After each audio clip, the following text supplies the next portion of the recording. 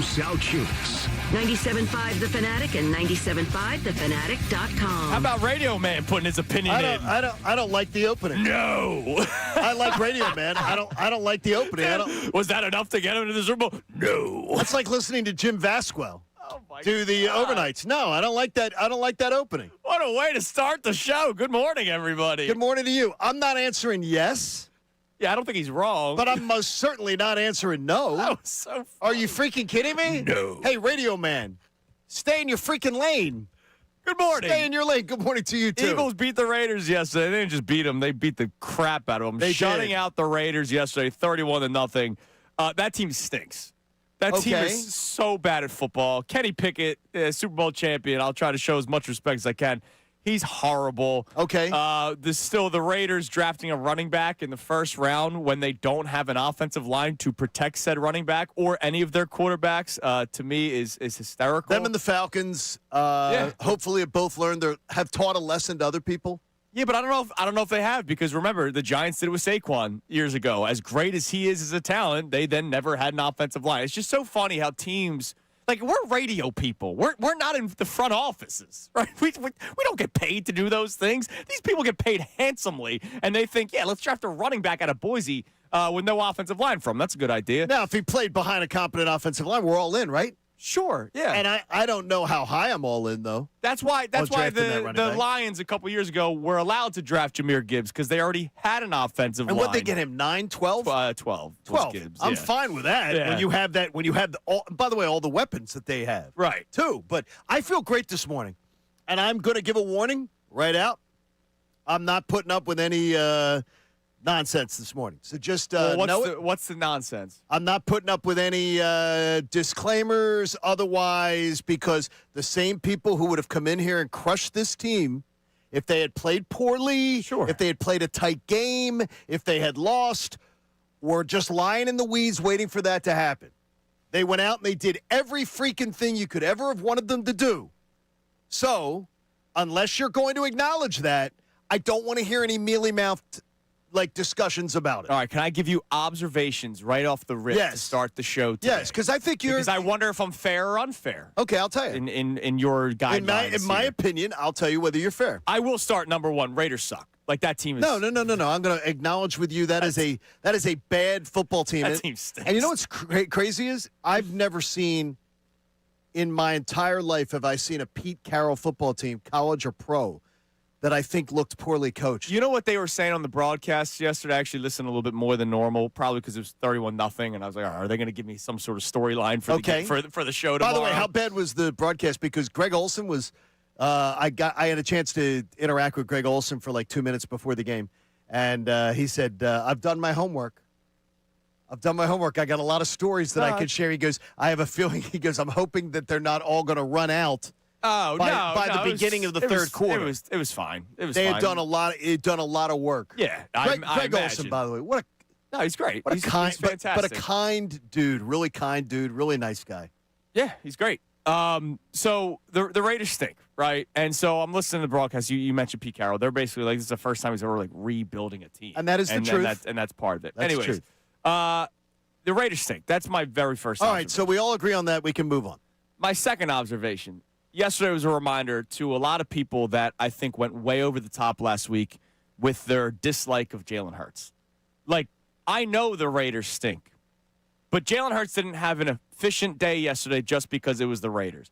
Jalen Hurts had one really, really wretched game last week against the Chargers. Completely wretched. Had he been playing well the previous weeks? No, he has not. But yesterday was a reminder that he is not the horrible quarterback that should be benched for Tanner McKee that we heard a lot the week leading up to this game against the Raiders. Incredibly fair. Like, I thought that was nonsense last week. I thought there was way too much over the top hatred for Jalen Hurts. I have my thoughts on him. I believe he has limitations. I don't think he sucks. Again, there's one difference to me for the Eagles this year to last year, and it's the offensive coordinator. Completely fair. Credit to Nick Sirianni, because Nick Sirianni was more involved in the game planning for the Eagles offense. How much more involved? I don't know. I don't think he's just been sitting in his office. The way some of the reports make it out to be, now he's more involved. I'm sure he's been involved in what the game plans have been, but he took a little bit off of Kevin Patullo's plate in between games. It's clear. And you saw last week against the Chargers a totally different looking offense that just didn't work. Jalen Hurts throwing 4 interceptions. But yesterday we saw them under center more. We saw them much more balanced. We saw them not run away from the ground game. Even though they were up big, it was still 17-0 at halftime. It's not like it was blown up till the second half. Completely fair. Okay. And I have no the defense is tremendous. I don't even think I have no arguments with any. I have no arguments with anything you said. Those are my observations. The Raiders are putrid. Right. Hurts doesn't suck as much as a lot of people make it out to be. And Nick Sirianni deserves credit. A guy that we have pointed out has been afraid to sort of take the keys or take the wheel when the offense is spiraling out of control. The last 2 weeks, we've seen a totally different looking offense. One of them was a bad game. Sure. But yesterday was tremendous. Kevin Patullo deserves a ton of credit. Sure, in the red zone. His work in the red zone is absolutely exceptional. This is the best, and I say with a capital B, red zone offense that I've ever seen in my entire life as an Eagles fan. So that's saying something right there. That is worthy of credit. Kevin Patullo has taken a ton of verbal bullets from me and from other people. Sure. So when he does stuff that's great, it deserves to be acknowledged just as loud. I think that the tight end left them borderline devastated yesterday. Your boy, Dallas Goedert, boy, was he running. He was just running wild yesterday, which is great. There's so much to love about what you saw yesterday. And then as I got home finally late, as everybody drove like it was a blizzard on the way home when it was perfectly fine, I was more just interesting by watching the rest of the NFL going, yeah, I feel better than ever that the Eagles have plenty of time here to be able to clean some stuff up and be just fine. And that's why Radio Guy at the beginning of the broadcast today, I got real issue with. No, it doesn't mean it. I completely disagree. Whether I'm not going to say yes, they're going back to the Super Bowl, no questions asked. I'm not saying yes, but I absolutely am not saying no. I am not saying no. This team absolutely can put things together, and I was very impressed yesterday. That was a complete 4-quarter effort, and that was the last thing I asked for on Friday. That was honestly that was one of the only things that we asked for other than a win. A 4-quarter effort against a crappy football team. Yeah. And you know what? That's what I always say is, and again, that is a team that beat the team with the best record in the AFC on their home field. That is a team that lost to Denver on a last-second field goal on their home field. That is a team that lost to Denver the week earlier by a touchdown on their home field. This is a team that managed to somehow play really, really tight games against some of the NFL's best teams. And the Eagles just said, get the hell out of here. We're going to smack you around. I love the effort yesterday. I had a totally different read on the Raiders going into this game than you did. I didn't. Well, you can't disregard any of those things. They're all facts. I disregard them real quick. They stink. Well, no, but how do you can't disregard what they've done. It's their resume. They've played the best teams in the AFC, the best 2 teams in the AFC. They played them great. Both of those in 3 games, they played them great. I think I faked a resume when I was in high school because I was trying to get a job. Well, I lied. I lied at the interview. Yeah, they didn't fake their resume. They can't fake their resume of accomplishment. They did. That's what they did. They have 3 games. You are, as Bill Parcells says, you are what your record says you are. But you are when you get the games. That's what you did. You played them. The Eagles yesterday just said, "Hey, we're not having it. We are not having it." Beat the crap out of them yesterday, and it was good to see. Finally. Coming up next, you keep on saying you're not going to say no to the chances of winning the Super Bowl. You're not going to say yes. You sent me a text in all caps. Yep. Whether or not I still think they have no shot to go back to the Super Bowl. We'll discuss that. And that could be the question for you to answer at 610-632-0975 because we did this show last week. Whether or not the Super Bowl dream, the repeat dream, is still alive or not, a lot of you were with me where you said dead, 0% chance. We'll allow you to change it if you do. Let us know. 610-632-0975. It's Kincade This is Salciunas Day of Amnesty. here on 97.5 The Fanatic.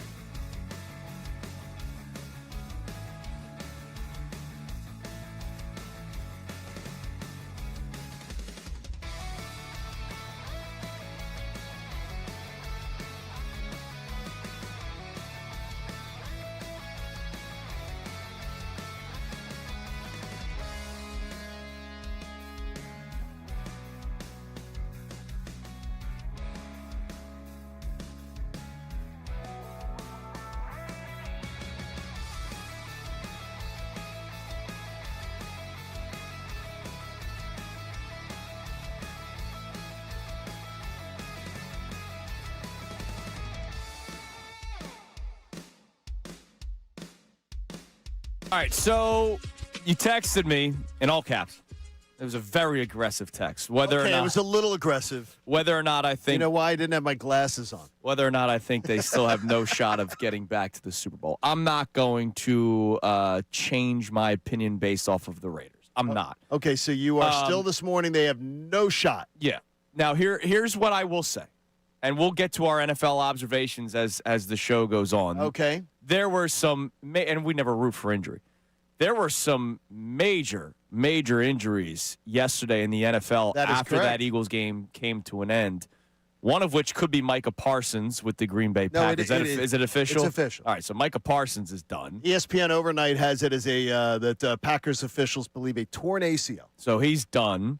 And then the Rams. Puka Nacua. There is the Rams people have no idea. The Rams would not speak on what they believe is, and they're waiting until today. Right.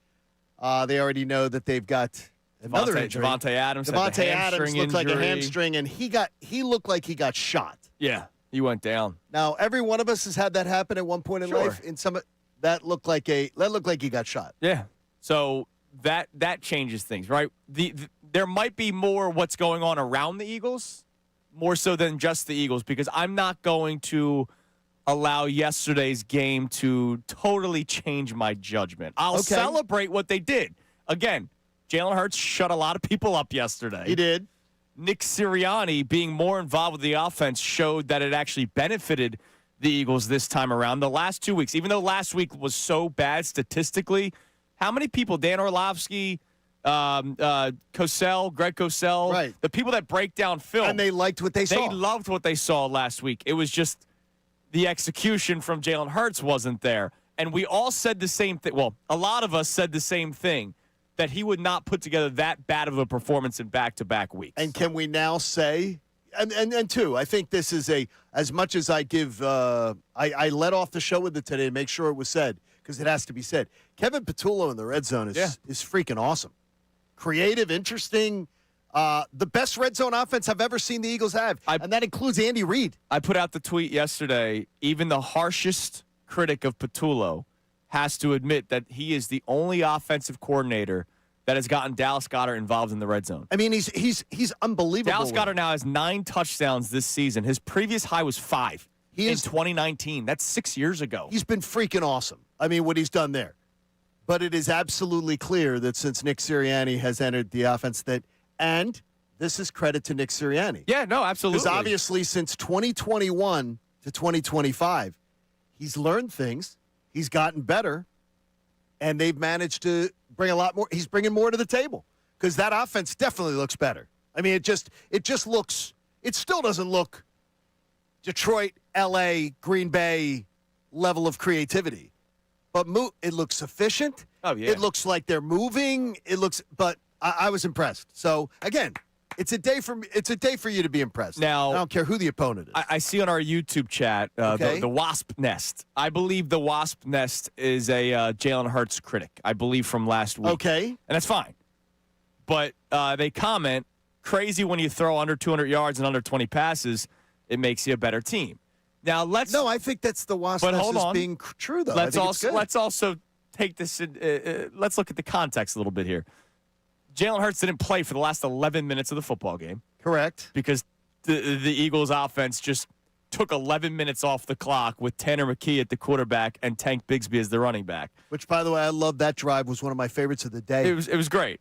Jalen Hurts also ran the ball 7 times yesterday, which that is, to me, the biggest thing. It's not the fact that Hurts didn't throw as much. It's the fact that Hurts ran more. Now, of course, we all had the scare when he gets pulled down and it looked like he messes his knee up. He ends up saying it was just his ankle that he rolled on it. And then, after the break, because it went into the, fourth quarter, was it? Did they say anything on the broadcast or not? They were concerned because he was hobbling, and then he comes right out, and then he throws the touchdown pass to A.J. Brown. And he looked just fine. And then you were able to pull him and all the starters for the remainder of the fourth quarter. So there's context to why Jalen Hurts didn't throw the ball over 20 times. I mean, you didn't have to. You were also up 24-0. And more importantly, what you're trying to do is you're trying to spare your defense too. You're trying to run the ball, you're trying to run clock, and you're trying to get on with it. You're trying to get on with the day. I Yeah. mean, that was awesome. No, it was fun yesterday. Connor, did your opinion change about the Eagles' Super Bowl chances after yesterday's game? That Raiders team is so damn bad Yeah, they're at bad the sport of team. football. I can't possibly change my opinion on the first 14 weeks of the season based on that game. I just can't. And it was a great win. I was very excited. But you know what I feel like today? It almost feels like the Eagles didn't play a football game yesterday. Okay. And that's not fair. But it's just, you come out of that game and you're like, okay, you did what you were supposed to do. The bar is still Super Bowl, and I don't think they're meeting that bar this year. And So they have zero chance. You're saying I'm 0.00. I'm still at 0. I can't, based on that Raiders team that doesn't look like they have any will to play anymore, I can't change the overall ceiling of this Eagles You team. want to know when they had no will left? That 11-minute drive. That was fantastic. When that they were done. Like they were like, all right, can we just wrap this thing up? Tick tick God, tick. I loved- Let the clock burn. God, I love that drive. It was. It was It was a fun I think drive. it reminded me of 22 and 24. Yeah, when you could just take the starters out. And I Great. love that. But the thing is, to me, I'm going to tell you, I'm going to put anybody who has the Eagles at 0, that has watched this franchise go to 2 Super Bowls, 2 of the last 3 years. If you're at 0.00, Connor, I'm going to set up a blue tent, and I want you in it. And Andrew, we're gonna evaluate it? I want you to join him in. I just want you in the blue tent because I just want someone to look at you that you're at 0.00. If you told me you were at We're talking. If you told me we're you were at talking 5%, Super Bowl. I can't go from 0 to something because of a Raiders. to get game. if you look at the NFC and you say to me, Eagles can't beat the Rams. Really? All they do is beat the Rams. All they have done is beat the Rams.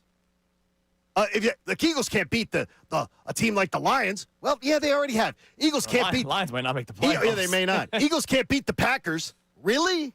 All they do is beat the Packers. What are people talking about? This is not to give them no chance. To me, is complete disrespect. All right. Complete I disrespect. guess I'll be disrespectful, Charlie. So you guys are both in the blue tent, but you know what? Rodman's got a doctor coming in. I think he said like 7 o'clock. I think Robin looks like a doctor at times. Shukri's gonna make sure you guys have your paperwork filled out, and they're just gonna examine you. All right. Just gonna examine you. I just want both of you. You have a wife and kid to worry about. Connor, just for the single women of Philly, I want them to know they're dealing with somebody not mental. Yeah, I'm just saying that Raiders team stinks. Because they think They do. They do stink. But you can't do this. second worst point differential in the end. Probably now at number 1 after This that. is the after that goalpost game. moving of everybody in I this told town. you on Friday that I wasn't going to change my no tune. goalposts. I told you on Friday. Then there's nothing ever to be gained. There's nothing ever to be I gained. told you on Friday that I wasn't going to change my tune, and I actually had them to cover, too. I thought they were going to beat the crap out of them. All right, coming up next. We saw a lot of something yesterday. Nick Sirianni will try to downplay it, but is it more than just a coincidence that the Eagles had their best offensive game doing something more? We'll tell you what next. Your text messages as well here on 97.5 The Fanatic.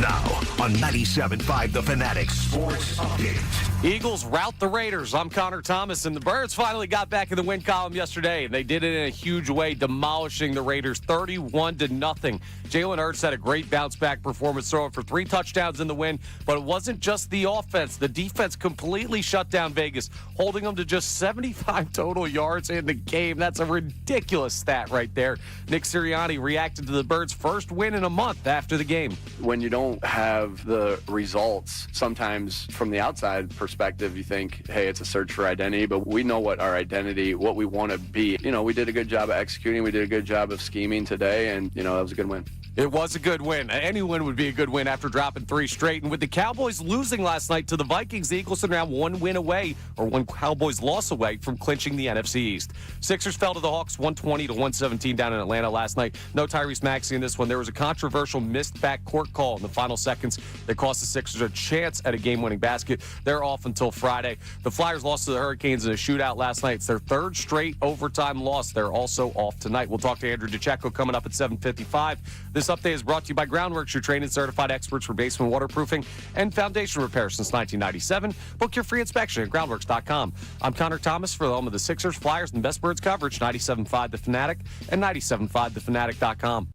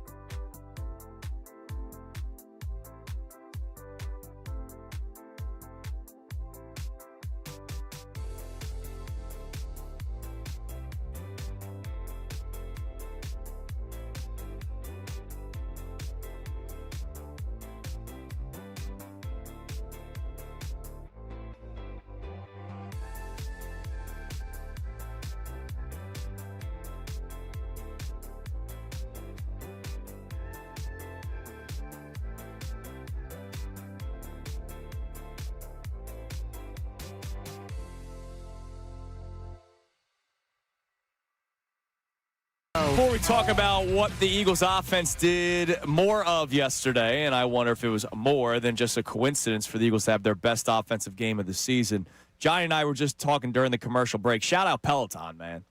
That Peloton bike did me wonders. Not as much as Jordan Davis, though. Jordan Davis, 50 snaps over his career high.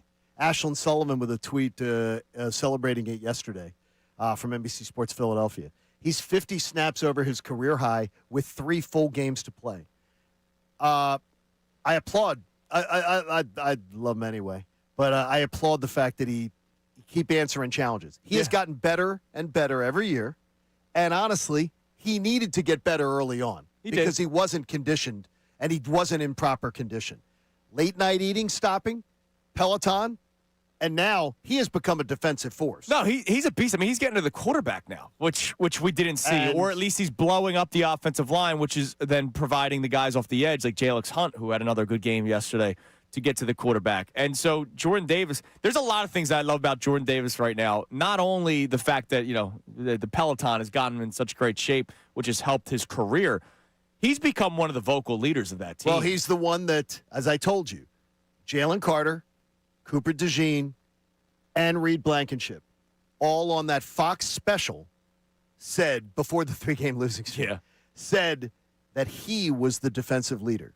Which is awesome. Jordan Davis. It doesn't shock me. I figured it would be one of the Georgia Dogs. He's got a great personality, man. Oh, he does. But the thing is, one thing you got to do. One thing you got to do if you're going to be the leader, you can't be with all due respect, you can't be the fat guy. Yeah. You can't be the guy that's not in shape. I got you. That's having to be pulled out of games due to conditioning. Now, how do you explain President Taft? Or Andy Reid. Back then, that was respected. He's guy walking. got stuck in a bathtub. Back in the day, that was respected. That was respected. The fatter, the better. The fatter, the better meant that you had money to eat. He walks the walk and he History talks lesson the talk. for you, Connor. And now he rides the ride. Now he rides the ride. Look, I'm Peloton, man. Can I ask you this, though? It's a strong bike. No. Well, the bike, one thing. How does the seat? Because anytime I've tried to do the seat over at the gym, I've tried to do the bike. I don't find the bike something. Connor, have you ever tried the bike? Yeah, I'm a bike guy. You like the bike? Occasionally. Okay, I do not. I don't like the resistance. I don't like the feel of the resistance, and I don't like the seat. That's the purpose of the bike. No, but I mean, the thing is, the thing is, I'll do the Stairmaster. I could do the Stairmaster. I could do other things and get resistance that's just as nasty. This is why you don't play defensive tackle for the Eagles. Yeah, that's good. exactly why. I think there's something very European about it. It's great. All right, so the Eagles were under center a heck of a lot more yesterday. I don't know what the exact split was. I don't know if Johnny Numbers has it, but you'll probably get it eventually this week. Sure. But they were under center a lot more yesterday. And this was not just because they were up big and they started controlling the clock and running the football. No, they were under center a lot with Saquon Barkley in the backfield, who at one point yesterday you're going, he's not really getting much, like 2 yards per carry the first quarter into the second quarter. And then you saw what Saquon did last year, where all of a sudden he starts hitting the hole a little bit more. He finishes with 78 yards on 22 carries yesterday.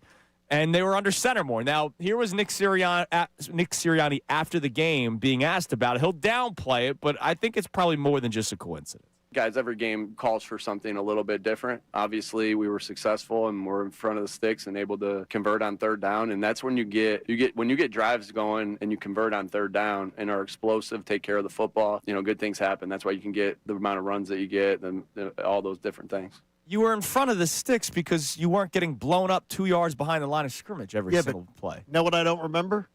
And you guys could tell me because I have 3 pages of notes here on my iPad.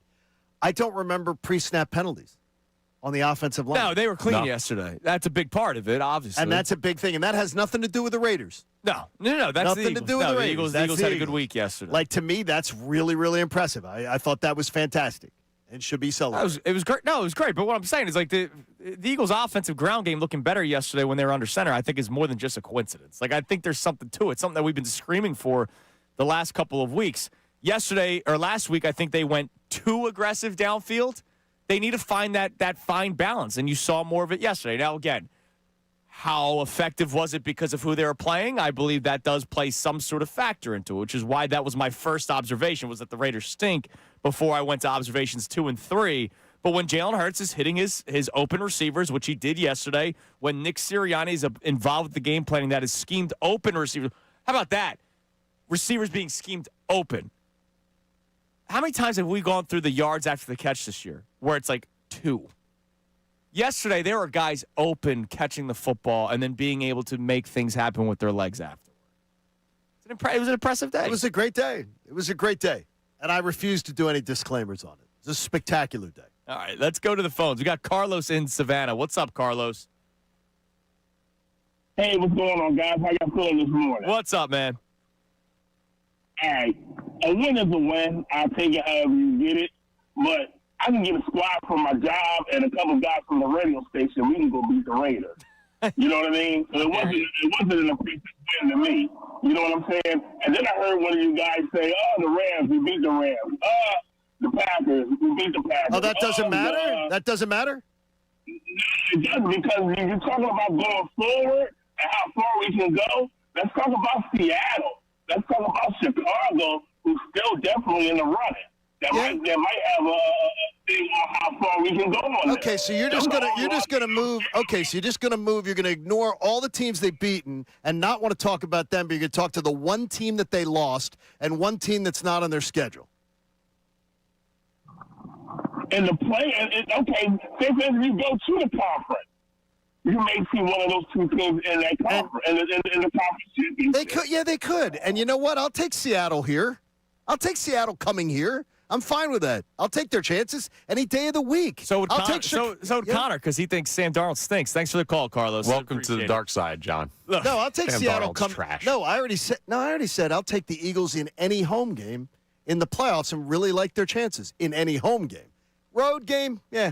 By the way, I don't want to go to Seattle. No. Go to Seattle, I don't like their chances. Even though 44-year-old Philip Rivers almost went in there and won. I love that, though, is that's the answer there is that, yeah, but it's a win is a win. Really? A win is a win. So a win is a win. That's not true. Because a win is a win. I don't hear it about – I hear people give me the disclaimer on the Rams win.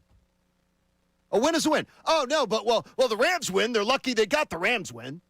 We have both talked about that. The Packers win. Well, that was 2 months ago before the 3-game losing streak.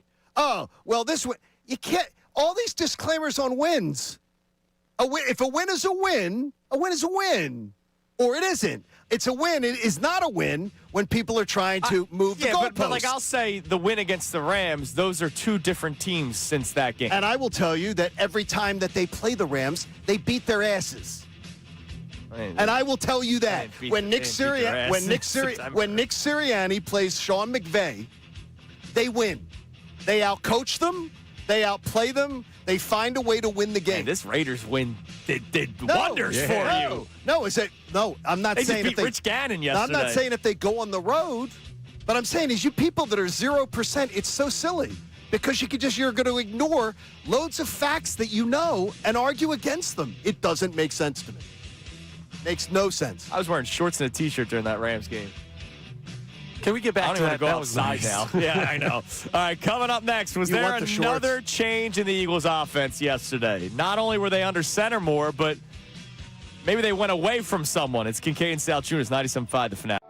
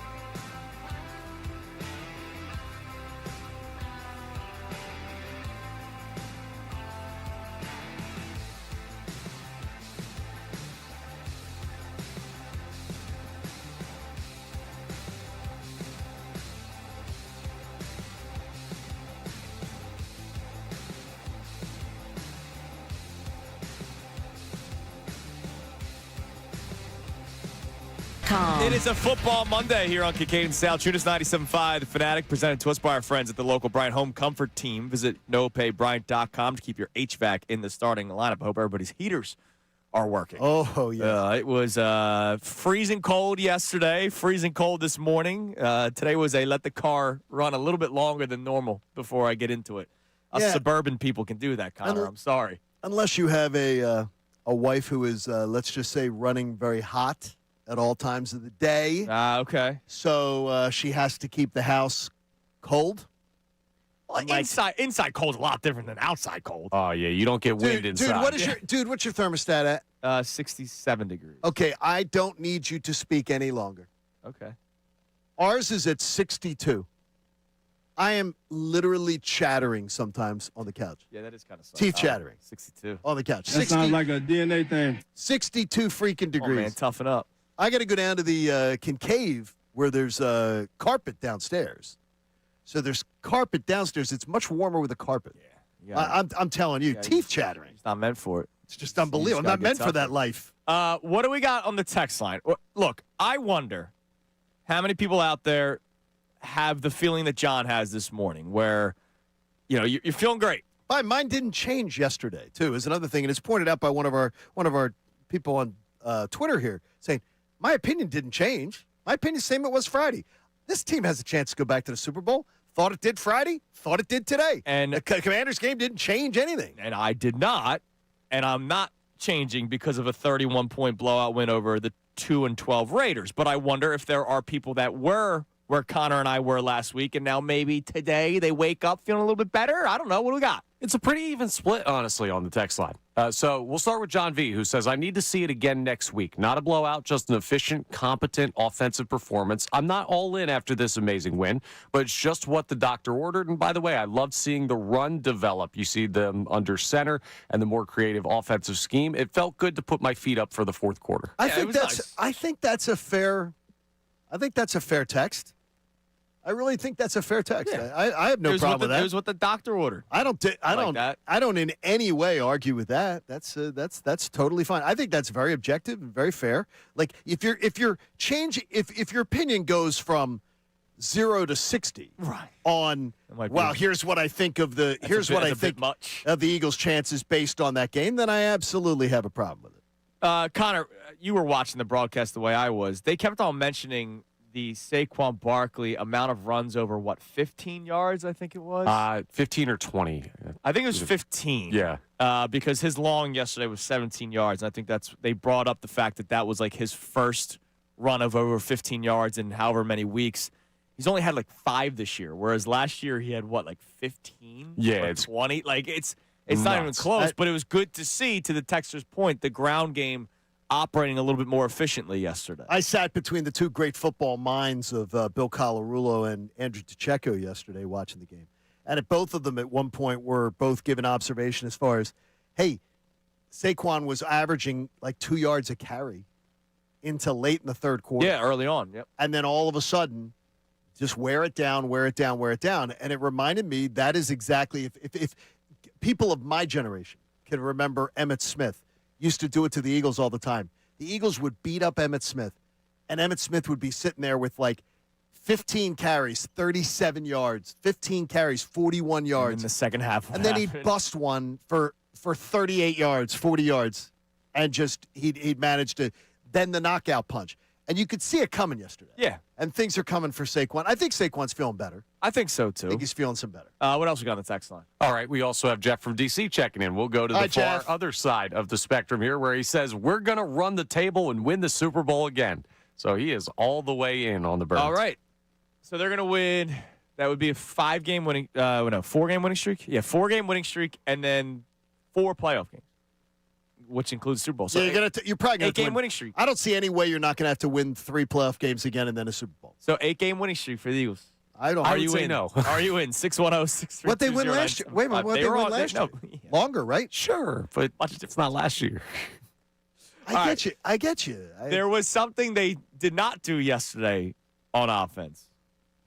Again, when they ran the ball under center, was it more than just a coincidence that they were a little bit more efficient offensively? What about A.J. Brown getting 2 targets yesterday?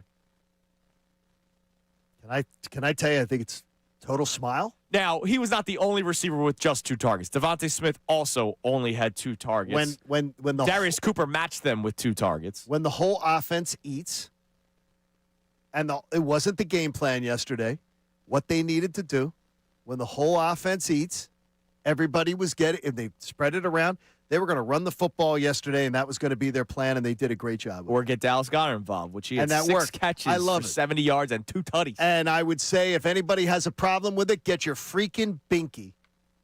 Get your binky and just stick it in your mouth and go there and no subtweets, no nothing like that. Enjoy the win, as Andy Reid it's would not tell even you. close to say that was the best offensive performance since the game against the Giants, right? The Thursday night or Not even the close. Sunday game You're right. against the Giants. You're right. A.J. Brown's targets. So he did Okay. not play in that Giants game. He was out with the injury after the Vikings game. So he has 3 targets against the Packers, 11 against the Lions, 10 against the Cowboys, 12 against the Bears, 13 against the Chargers. And you could make the case those were the 5 worst games for the Eagles offensively this year. You can. Yesterday, he gets just 2 targets, and you could make the case that was the best game for the Eagles offense all season. No, I think part of that is coincidental. I'm sure it is. Considering the game flow. But they did not force the ball to him. Yeah, that's a good thing. Again, to John's point, the game plan didn't call for it. The opponent that you were playing against didn't call for it. You were able to run the football against the Raiders. You were able to get Dallas Goedert involved. It wasn't, all right, let's make sure we do those things, but also get A.J. the ball. They didn't have to do it yesterday. Now, look, they only threw the ball, 15 times? So Right. it's not like there was much to go around. And by the way, with one of the biggest beaten up offensive lines in the NFL, Saquon's now 11th in rushing yards. And again, so the disaster, he continues to climb. When I first said it to you a couple weeks ago, he was 22. Then he was 17. Now he's 11. He's getting it's climbing with one of the most beaten up offensive line units in the NFL. With constantly changing offensive linemen, even in game, they are one of the worst. They're, in fact, bottom 7 in the NFL with interchanging parts on the offensive line, and that's always been stability here for the Eagles. And one really good week, he's in the top 8. Sure. So the disaster season for Saquon is really not a disaster. It's just a disaster by last year's standards. That's where it's a disaster. Yeah. The ground game's been suspect this year. No, that's because regardless of where he ranks, it's been. Well, it's been I mean, suspect. if I got a top 10 back, I'm not worried about a top 10 back. I'm worried about other things on this team. I'm worried about the offensive coordinator. You can worry about it if that's what the team wants to do, though. Like, the team wants to run first. They do. But as I said, the offensive coordinator, that's what I'll worry You and I about. just not going to see eye to eye today. That's Yep, all no, right. we are not. You know, we'll We get are it out, not. we'll get it out of the way before the holidays. Maybe. You Speaking got a of the birthday. holidays- You got a birthday Friday. I don't care about that. Speaking of the holidays, coming up at 7:30, Name That Caroler begins. If you did not hear us talk about it last week, we'll tell you what we're going to be doing every day, twice a day, all this week. So we'll explain coming up next. Also, it's been nice today to have like a happier show, despite how I feel. Yeah, the two of you have it's just still been a happier bag of show. laughs, by the way. I want to celebrate Do a you? legendary Eagle from yesterday. It's Kincade Salciunas, 97.5, The Fanatic. Now on 97.5 The Fanatic Sports Update. The Birds shut out Vegas. I'm Connor Thomas, and the Eagles finally got back in the win column yesterday, and they did it in a gigantic way. They shut the Raiders out 31-0 in their first victory in the past 4 chances. Jalen Hurts had a great bounce-back performance after a rough night on Monday Night Football. He threw for 3 touchdowns yesterday in the win, but it wasn't just the offense. The defense completely shut down Vegas, holding them to just 75 total yards in the game. Jalen Hurts reacted to the Birds' first win in a month afterwards. 1 week at a time. Every week it's been 1 week at a time. That doesn't change. Not too high, not too low with it. Just want to continue to try to improve in a direction that produces wins. And yesterday, they did produce that win. The Cowboys last night produced a loss against the Minnesota Vikings, so the Eagles are now 1 win or 1 Dallas loss away from clinching the NFC East. Sixers fell to the Hawks 120-117 down in Atlanta last night. No Tyrese Maxey in that game. There was a controversial missed backcourt call in the final seconds that hurt the Sixers a little bit there, but they're off till Friday. The Flyers lost to the Hurricanes in a shootout last night. It's their third straight overtime loss. They're also off tonight. We'll talk to Andrew DeCecco coming up at 7:55 for his day after to check in. This update is brought to you by Macy's Backstage. It's inside your Macy's store where you can find last-minute gifts for under $20. With new arrivals every day, you never know what amazing deals you'll find. Find the location at Macy'sBackstage.com. I'm Connor Thomas for the home of the Sixers, Flyers, and the Best Birds coverage. 97.5 The Fanatic and 97.5TheFanatic.com.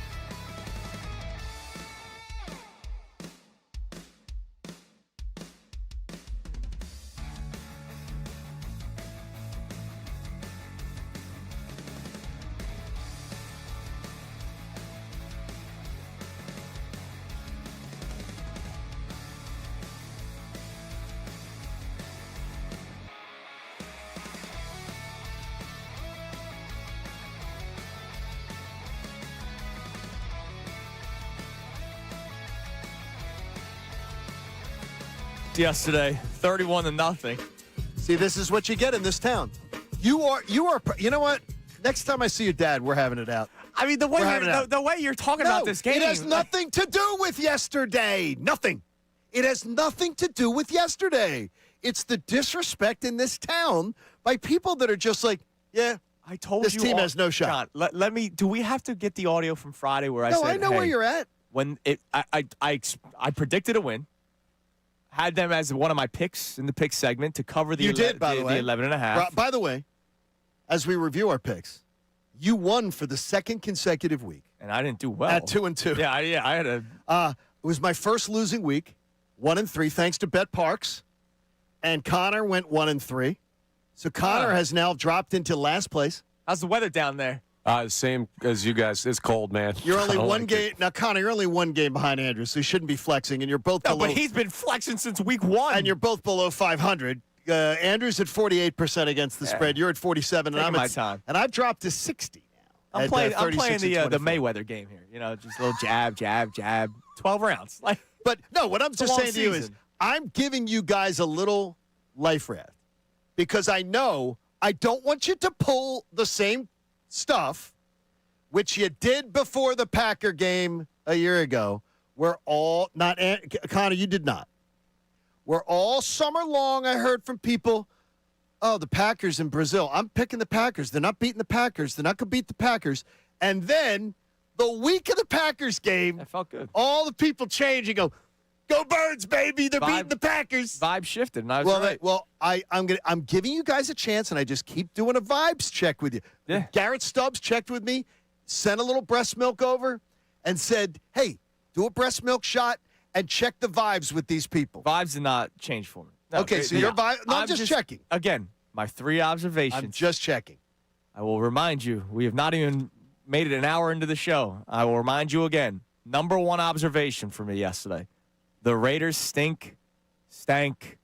Well, I love that you're quoting the Grinch. They're horrible. Well, you're quoting the narrator. Number 2, Jalen Hurts does not stunk. A lot of people in the city would have told you that he does. We did, but he all does last not. week. Yeah, we did. It was it was a nice little reminder of, hey, he's not as bad as what people all of a sudden made him out to be because of one horrible game.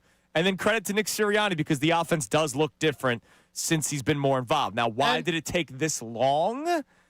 Is probably because he's defending his buddy, but it should never have taken this long. And that's one of my biggest concerns.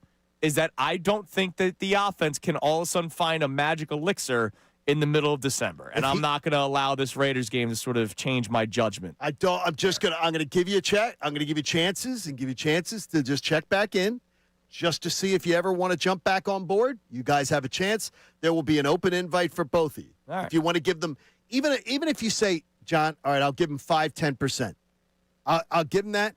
Just want to leave it open for you. And that goes for everybody, by the way, listening to the show. I'm not doing that after the Raiders. No, it doesn't have to be based on that. I'm just giving it to you. It is complete disrespect to me. I think, not to me. It's complete disrespect to this roster. I've been disrespected by this roster all season this organization long. And this team that I honestly. My time has been disrespected. I can't fathom it, and I honestly believe the amount of, and what I find strange is, the amount of blind respect that someone like you, and I'll point directly at my partner. What did I do? That literally will come up with every Scooby-Doo scenario to try to give me the blind faith in Embiid or the Sixers turning it, that they can somehow make it work. Right. Come on now. I'm going to talk to you, Connor. Come on. I can't even look at John. Have I done that at all in the last 2 years? No, not in the last year. Thank You have not. Not in the last year. You have not.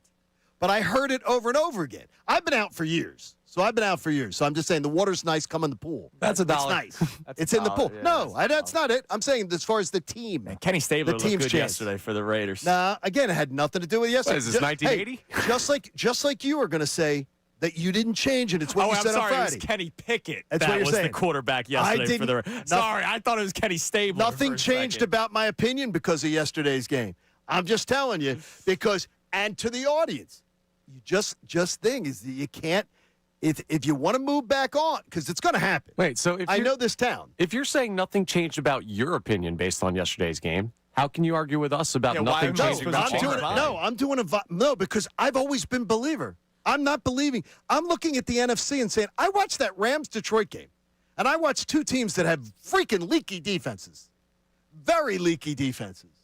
And I'm going, okay, you can absolutely, in perfect weather conditions, which is that in L.A. you're going to get them, move the ball on. You're going to be able to move the ball on that defense. You're going to have your chance. And by the way, Nick Sirianni has never had a problem scheming against, winning against the Rams. It took him until this week to finally scheme. He's never had a problem. His teams have never had a problem beating them. They just lost to the lesser team that lives in that building on Monday night. They did. They absolutely did. I don't know, man. That was an anomaly, Connor. You're listening to 97.5 The Fanatic, WPEN, HD1 Burlington, Philadelphia, Beasley Media Group Station, broadcasting live from the Comcast Business Studio, powering possibilities. All right, real quick, coming up at 7:30.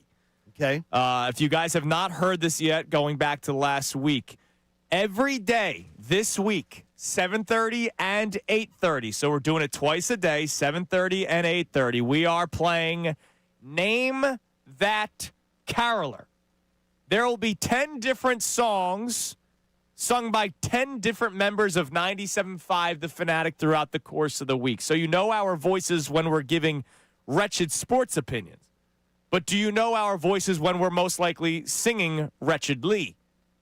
So, coming up at 7:30 will be our first Name That Caroler. All we're going to do is play the song for about 30 seconds, and then we'll give you a number of, you got to be caller number whatever at 610-632-0975 in order to win. At 7:30 today, the winner will get a pair of suite tickets. Flyers play the Ducks Tuesday, January 6th at Xfinity Mobile Arena. And you can qualify also for the $100 Harvest Seasonal Grill and Wine Bar gift card. That's going to be the prize at the end of the week. So somebody will win a pair of tickets to the Flyers suite game against the Ducks. We'll also have Sixers tickets to give away for the 8:30 Name That Caroler. We'll go back and forth all week long. One day it'll be 7:30. Is that what you were doing there? Sure. So the first one will be the Flyers game. You don't want to miss a moment of Flyers hockey at the Xfinity Mobile Arena this season. Get your tickets for all the biggest matchups, theme nights, and rivalry games at PhiladelphiaFlyers.com. If you come to the game that night, come on out and hang out with us. You can boo Cutter Gauthier. Oh, that's a added reason to That is a to lot try to of win. fun. Make it really uncomfortable for him on his return. So 7:30 is our first Name That Caroler. We're doing it every day this week at 7:30. Also every day this week at 8:30. All right. Yesterday, man, it was still cool to see Brandon Graham get after a quarterback, regardless of the team they were playing. It was great to see Brandon Graham because it's just a cool story. In a day where we had a lot of old heads make an impact in football, we had Phillip Rivers playing quarterback for the Colts at the age of 44. Brandon Graham not as old, but Brandon Graham made his impact yesterday. And he had a chance to talk to John Clark after the game. You'll also hear some of his teammates in this clip. I know it was Cooper DeJean, Mauro Ojomo, and Zach Baun. Here's Brandon Graham and some of his teammates celebrating yesterday's game. Give us an idea of what the locker room was like. Did you get something for having those 2 sacks? What did you get? I got a game ball today. For being the oldest player in a while to get 2 sacks in the game. So, yeah, man, I'm just thankful, man, just to be able to kick and go out there and just make some noise, and just thankful that my teammates, wanted to celebrate with me just like I want to celebrate with them, because it's about us just doing it together, and I'm happy that we got the win today. Yeah, it was awesome. It was awesome. I don't know how many times in his career he's played inside at D tackle, but worked today, so it was pretty cool to see. Exciting. He loves on people, and you want to love on him. And the greatest defense is, I always say, high tides rise all ships, rise all boats, and just him being able to celebrate, and that was exciting. Him coming back this late in his career, having retired, and doing what he's doing, it just shows the selflessness in him. He just wants to do what's best for this team, whether it's playing inside, playing a 3-tech that he's never done in his long career, or playing the edge. He can do it all, and he just wants what's best for the team, and that's really cool. What's it like playing behind him? He's just going to mess stuff up, and we'll just make him right. He was tremendous yesterday, Brandon Graham. And when he got this, you were in the building yesterday. When he got the sack, it sounded loud through the TV. And then the Cooper DeJean penalty took the one away. Right. But it was the energy was great because the crowd sucked yesterday. Just being honest. The crowd energy sucked. Did you blame anyone? Well, it was freezing cold. Yeah. I get you. I've been in that building freezing cold, and it's been No, but it was also loud and crazy. You're on a 3-game losing streak. Okay. I get you. I've never gone to a game based on standing in the stands or whatever. I didn't go to the Bears game and be pissed that what happened in the game before it. Well, we were loud. if you're a regular season ticket holder, are you selling your tickets to that game? Because I am. Well, the thing was, those ticket prices by the way, dropped yesterday. By the way, a buddy of mine is an exec with StubHub, and I got a text during the game yesterday that it was the lowest get-in game day sale. So from midnight on, because of the snow, probably. That was a big So part of it, anything that was sold after midnight, it was the lowest game day get-in in over 3 years. How about that?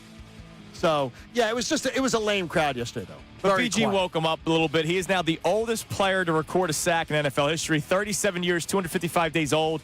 He surpassed Dickie Dent. Richard Dent was 37 years old and a day when he recorded a sack in 1982 or whenever it was. Go. All right, coming up next, we saw Brandon Graham make an impact yesterday. Do we see another Eagle Hall of Famer make an impact soon? That and a Victory Monday montage. Big win yesterday here on 97.5 The Fanatic.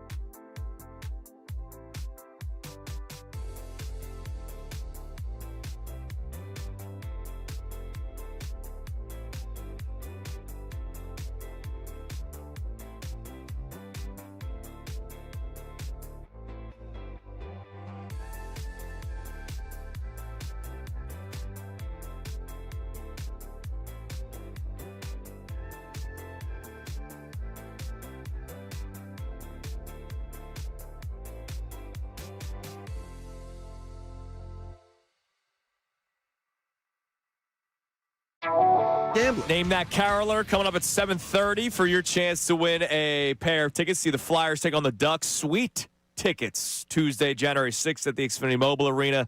Also, every winner this week for the Sixers tickets or the Flyers tickets will be in the running for the $100 Harvest Seasonal Grill and Wine Bar gift card. So that comes your way at 7:30. You're going to hear the Victory Monday montage here momentarily. But what do we got on the text line, Connor? And then we have to talk about maybe another Eagle legend that can make an impact soon. What do we got? All right, so Joe from Boston checks in, says, I place the Rams in Seattle as the true favorites to make the Super Bowl. They have been the most consistent and in charge. Bears, San Francisco, Green Bay, and Eagles are in the next group with equal odds to me. This game has not changed much. Okay, so they're in the tier 2. Now, the thing is, like, if you look at the Super Bowl odds, it's Rams number 1, Seahawks number 2. One of them is going to win the division, which will add to their odds, right? Or win the 1 seed because the Rams. We're getting a first round playoff game at home versus an NFC West team, right? Niners or it's going to be Niners or Rams. Rams, right? Because the Seahawks could still win that. Seahawks division. are at home this week against the Rams. Seahawks win that game. Big Thursday night game, man. Seahawks beat the Rams. They're the 1 seed. If they beat the Rams on Thursday night, they're the 1 seed. They jump to the 1 seed. So, I mean, then you got that going on. Yeah, it'll be interesting to see how the Rams are health-wise. Again, a couple guys got banged up yesterday. Devontae Adams. Yeah, now hamstring. the Nakua thing they do not expect is there. One of the other writers I checked during the break, one of the other writers said is one was saying cramping, even though they were going to check on him at the facility today. Sure. So just a precautionary reason. Yeah, and he ended up making it back into the game yesterday. So I imagine he'll be okay for Thursday night. Obviously, that's their number 1 threat receiving-wise. Their ground Devontae Adams does not look like he will. No, I don't think so. Their ground game is extremely underrated, the Rams, because we think so much about McVay and Stafford and throwing the football. Their ground game is ridiculous. Lane Johnson. So you and I talked last week why maybe the delay. I said to you, maybe it was the Raiders, right? Like, hey, let's give it another week. I don't know. I have not talked to Lane Johnson personally to hear how the Liz Frank injury is holding up. She's a real Bichon, that woman. She just takes down so many men. Yes, she does. And I don't know. Have you ever met Liz Frank, Connor, on the dating apps or anything? Stay away from her. Okay, I'll be careful. She's taken down many a man. And, yesterday, just doing a little reconnaissance, it clearly was everybody around the building that is much more in the know than I am was, because everybody seemed to get there really early yesterday because of the snow. Sure. Seems convinced that he is doing everything he can to play Saturday. He will do everything he can to play Saturday versus the Commanders. But the Eagles are going to do everything they can to make sure that he's good for the long term. haul. Right. Sunday against the Commanders isn't like we need you back, Lane. So Lane Johnson's plan may be different than what the Eagles' plan is.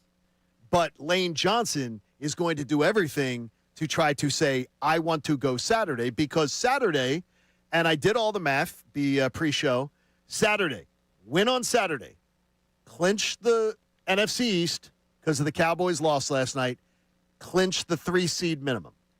You will clinch the 3-seed minimum. All right. So that's a real motivation. That's a motivation there, because you avoid whoever is, that playing in that 4-5 game. You don't want to play in that 4-5 game. No, you don't. The best team that doesn't win the NFC West, you don't want to play them in your first playoff game. By the way, shout out to Fred Johnson yesterday. That's no easy job going up against Crosby for an entire game. Okay, now look. DeCecco will join us at 7:55. I could see him scribbling down notes and everything. He was watching a lot of these matchups. Yeah. On the broadcast, what was Olsen talking about with that matchup? Nothing really. So that's good news. Yeah. So that's besides good news. a pretty blatant hold that didn't get called, but that's all right. Yeah, that was a blatant hold. All right, Connor put it together. Great job as always. It's been a while since we could actually relive a victory. Here is the Victory Monday montage, the sound courtesy of Fox.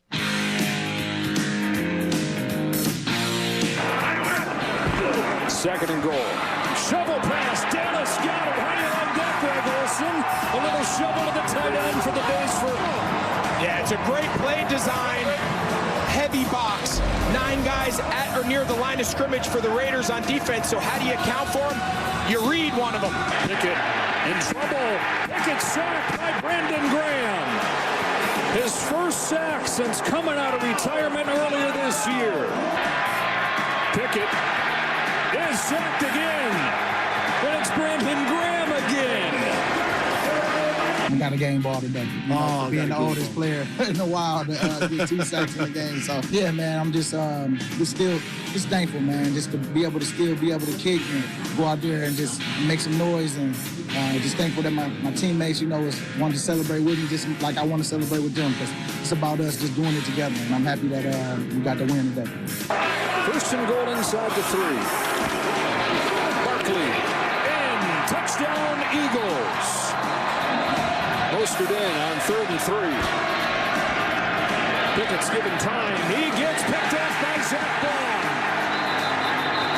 The all-pro linebacker picks off Pickett. And that's how the second half begins for the Raiders offense.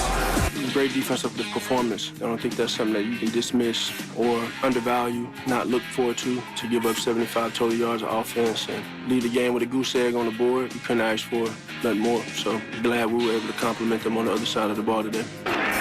Shovel pass. Already got a touchdown on this today. Make it 2. Dallas Goedert high stepping in. The Eagles teeing off here on 3rd down, bringing 4, getting pressure, getting another sack. There it is, Nolan Smith. 4th of the day for the Eagles defense. No doubt we had a good offense and defensive game, good team performance. Excited to be able to do that and look to build upon that. 3rd and 5. Hurts delivers, Brown, touchdown. 27 yards. Frozen right from Jalen Hurts to A.J. Brown. Responded with a win. So got to continue to stack those 1 week at a time, 1 day at a time. I'm not sure if I want to come here to Philly in the wild card round. This offense wakes up today. The defense for the Eagles holds the Raiders to 72 yards. That's the fewest yards by the Raiders in a game since 1961. Great job, Connor. That sound courtesy of Fox. The Eagles win, snapping their 30-game losing streak. Beat down to the Raiders yesterday, 31-0. All right, coming up next, John will give his 3 observations from the rest of the NFL. And the first of 10 times this week, I can't wait for this. we will play Name That Caroler. Again, it is somebody from 97.5 The Fanatic singing. And you will have to be the one to figure out who it is. We'll tell you when to call, what number to call, what number caller you have to be. And if you win, you get the pair of Flyers Suite tickets when they take on the Ducks Tuesday, January 6th. It is Kincade Salciunas. 10 days from Christmas. 97.5 The Fanatic. Now on 97.5 The Fanatic Sports Update. The perfect get-right game. I'm Connor Thomas, and that's what the Eagles had yesterday against the Las Vegas Raiders, shutting them out 31-0 in their first win in their last 4 chances. Jalen Hurts had a great bounce-back performance after a rough one on Monday night. He threw for 3 touchdowns in the win yesterday, but it wasn't just the offense. Now the defense completely shut down Vegas as well, holding them to just 75 total yards in the game. Nick Sirianni reacted after the game to see his team back in the win column. When you don't have the results, sometimes from the outside perspective, you think, hey, it's a search for identity, but we know what our identity, what we want to be. We did a good job of executing. We did a good job of scheming today, and, that was a good win. With the Cowboys losing last night, the Eagles are now just 1 win or 1 Dallas loss away from clinching the NFC East. The Sixers fell to the Hawks 120-117 down in Atlanta last night. No Tyrese Maxey in this one. There was a controversial call by the officials in the final seconds, a missed backcourt violation that should have been called on Atlanta. Either way, Sixers come up short. They're off till Friday. Flyers lost to the Hurricanes in a shootout last night. It's their 3rd straight overtime or shootout loss. They're also off tonight. Andrew DeCecco joins us coming up at 7:55. This update is brought to you by Allstate. Some people just know you could save money on car insurance by checking Allstate first. So what are you waiting for? Check Allstate first for a quote today. You're in good hands with Allstate. I'm Connor Thomas for the home of the Sixers, Flyers, and the best birds coverage. 97.5 The Fanatic and 97.5thefanatic.com.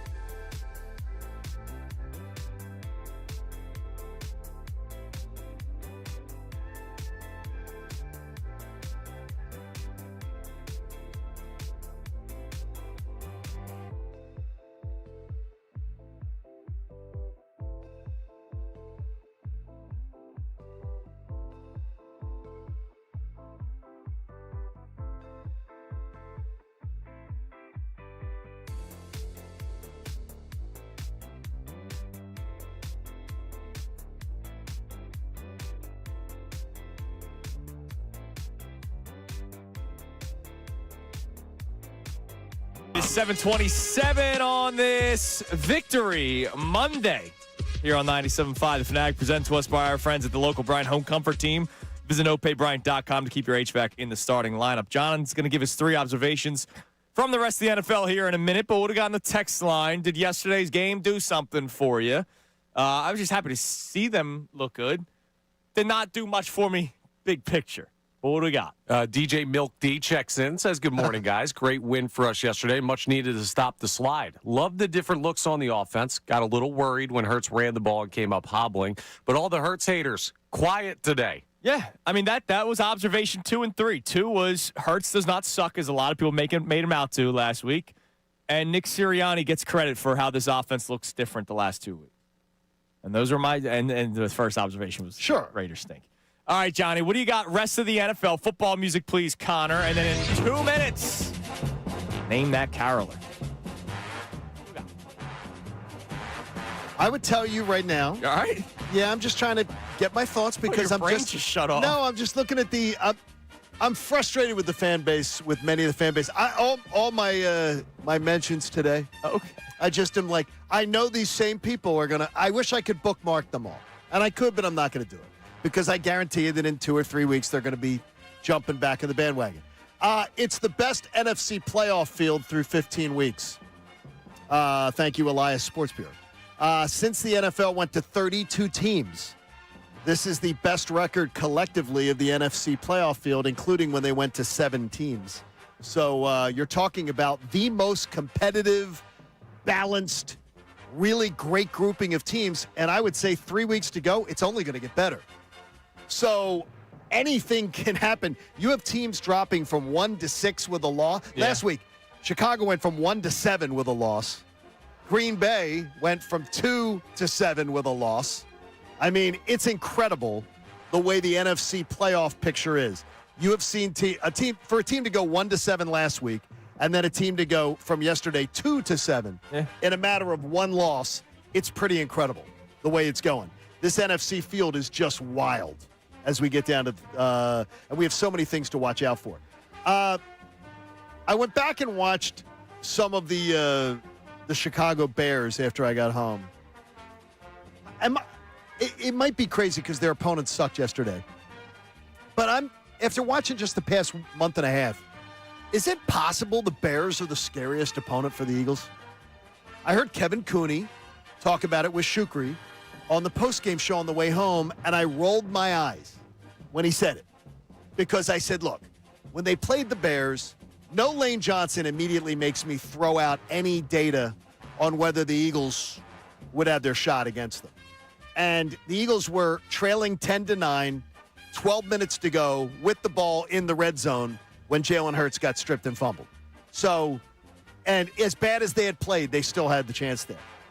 But I watch how the Bears are playing, and they remind me a lot of like the 2022 Eagles. Yeah, I mean, offensively, even going back to the previous week against the Packers, that went down to the wire. And they're so physical. It was a Caleb Williams interception on like a broken down play that led to the Packers winning that football game, but they were in it down to the final seconds. Got to give Kevin Cooney the nod because I just started to look and I'm like, look, because I watched Lions and the Lions and the Rams, and I'm going, look, the Eagles will move the ball on both of those teams. They will move the ball. Will they score enough? Will their defense play well enough? That's the question. And will the Lions even make the playoffs is the other question. Yeah, I'll just never be worried about a quarterback that's making his first foray into the postseason. Maybe that's short-sighted, but I got to see them prove it in January. Okay. Thursday night, and it's just the precursor of your week.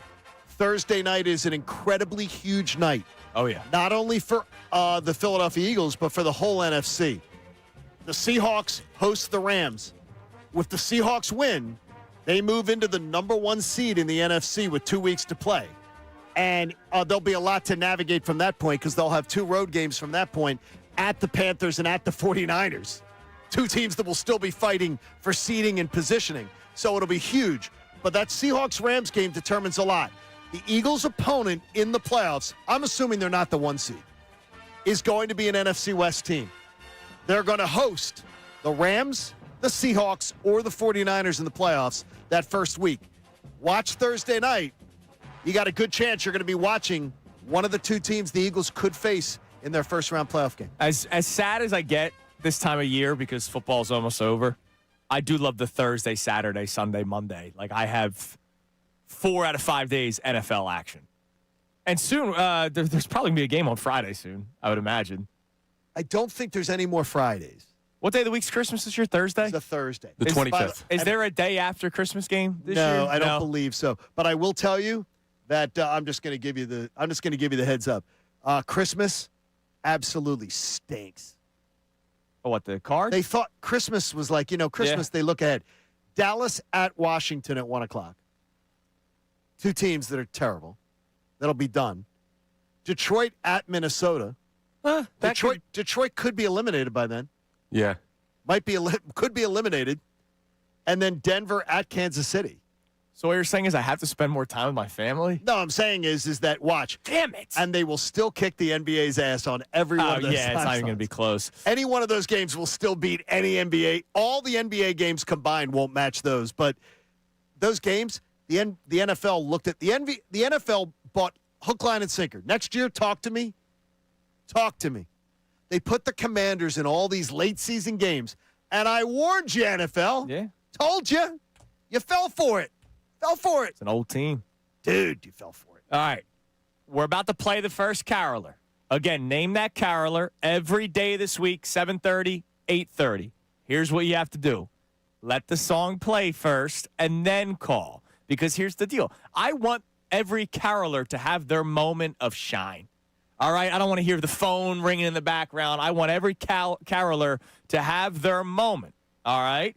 So you're going to call 610-632-0975 when the song is done. And the 5th caller will be the first person to take a stab at who is the singer. If you are wrong, caller 6 will have the chance to win. And again, today's first prize, pair of sweet tickets to the Flyers when they take on the Ducks Tuesday, January 6th. And every winner throughout the week will be in the running for the $100 gift card to the Harvest Seasonal Grill and Wine Bar. Give the gift of healthy indulgence with a Harvest Seasonal Grill and Wine Bar gift card for everyone on your list. Purchase them online at harvestseasonal.com or pick up in person at any of their 8 convenient locations in PA and New Jersey. Connor, hit it. I want a hippopotamus for Christmas. Only hippopotamus will do. Don't want a doll, no dinky tinker toys. I want a hippopotamus to play with and enjoy. I want a hippopotamus for Christmas. I don't think Santa Claus will mind, do you? He won't have to use our dirty chimney flue. Just bring him through the front door, that's the easy thing to do. I can see me now on Christmas morning, creeping down the stairs. Oh, what a joy and what surprise when I open up my eyes to see a hippo hero standing there. Yeah, great job. 5th caller to 610-632-0975 that knows that caroler, names that caroler, will win the sweet tickets for the Flyers and Ducks. So 610-632-0975. If caller 5 does not get it right, then caller 6 will have an opportunity. Now, first and foremost, everybody that participated in this, I want to thank them because I know that singing is not necessarily everything that people want to do. We're going to learn that this week from all of us. But I appreciate everybody that has been a part of this. Matt Menark, who helped put those together. So who knows our first caroler of the week? I need a name. Shukri. Somebody. I need a name. Caller number 5. If that was Shukri, I'm lost. I will tell you now to make it easier. It was not Shukri. It was not. I just need a name. Yes. Get after it. Can I get a name? Can somebody give me a name? All right, I'm just going to go to caller 5. Caller 5. Shukri, put him on hold for crying out loud. Here we go. All right, come on. I can't because we're on hold. Oh, you're on hold. Okay. Well, machine. It's the first of 10. Yeah, we only got 9 more of these. Figured out. Okay. Shukri was distracted by the beautiful voice of whoever was singing that Christmas Carol. Caller 5. I don't even know who this is. Caller 5, what's your name? Joe Milnes. Joe, what's going on, Joe? Who was the caroler? That was Amy Fadul. That is correct. Great job. You win the pair of tickets to the Flyers suite. before they take on the January Ducks. 6th. Tuesday, January 6th, Xfinity Mobile Arena. You'll also be in the running for the $100 gift card to the Harvest Seasonal Grill and Wine Bar. Good Not job. before they take on the Ducks. It's when they take on the Ducks. Yeah, but you can hang out before as well. Yeah, but you get to stay there the whole game. You get So to be congratulations to Joe. Joe. You're coming, right? Yeah. We're gonna try. Yeah, we'll all try to make You're it. coming. I'm going to be there. So Dude, we I don't have plan out my tomorrow. 5 or 4 more of these to give out over the course of the week. 5 pairs of Sixers tickets to give away over the course of the week, and also the grand prize, $100 gift card to the Harvest Seasonal Grill and Wine Bar. Great job, Amy Fadul. That was awesome. It's only going to get worse from here because Amy's the best singer out of all of us. All right, coming up next. We don't just read box scores on this show, John. We put too much time into it. Too much data and analysis goes on. But you know what? I kind of actually just want to look at the box score. When you have this lopsided of a game, it's fun to point out how different those two teams were yesterday. We're just going to compare and contrast some of the Raiders players to some of the Eagles players in the next segment. And your text message as well. It's Kincade Salciunas, 97.5 The Fanatic.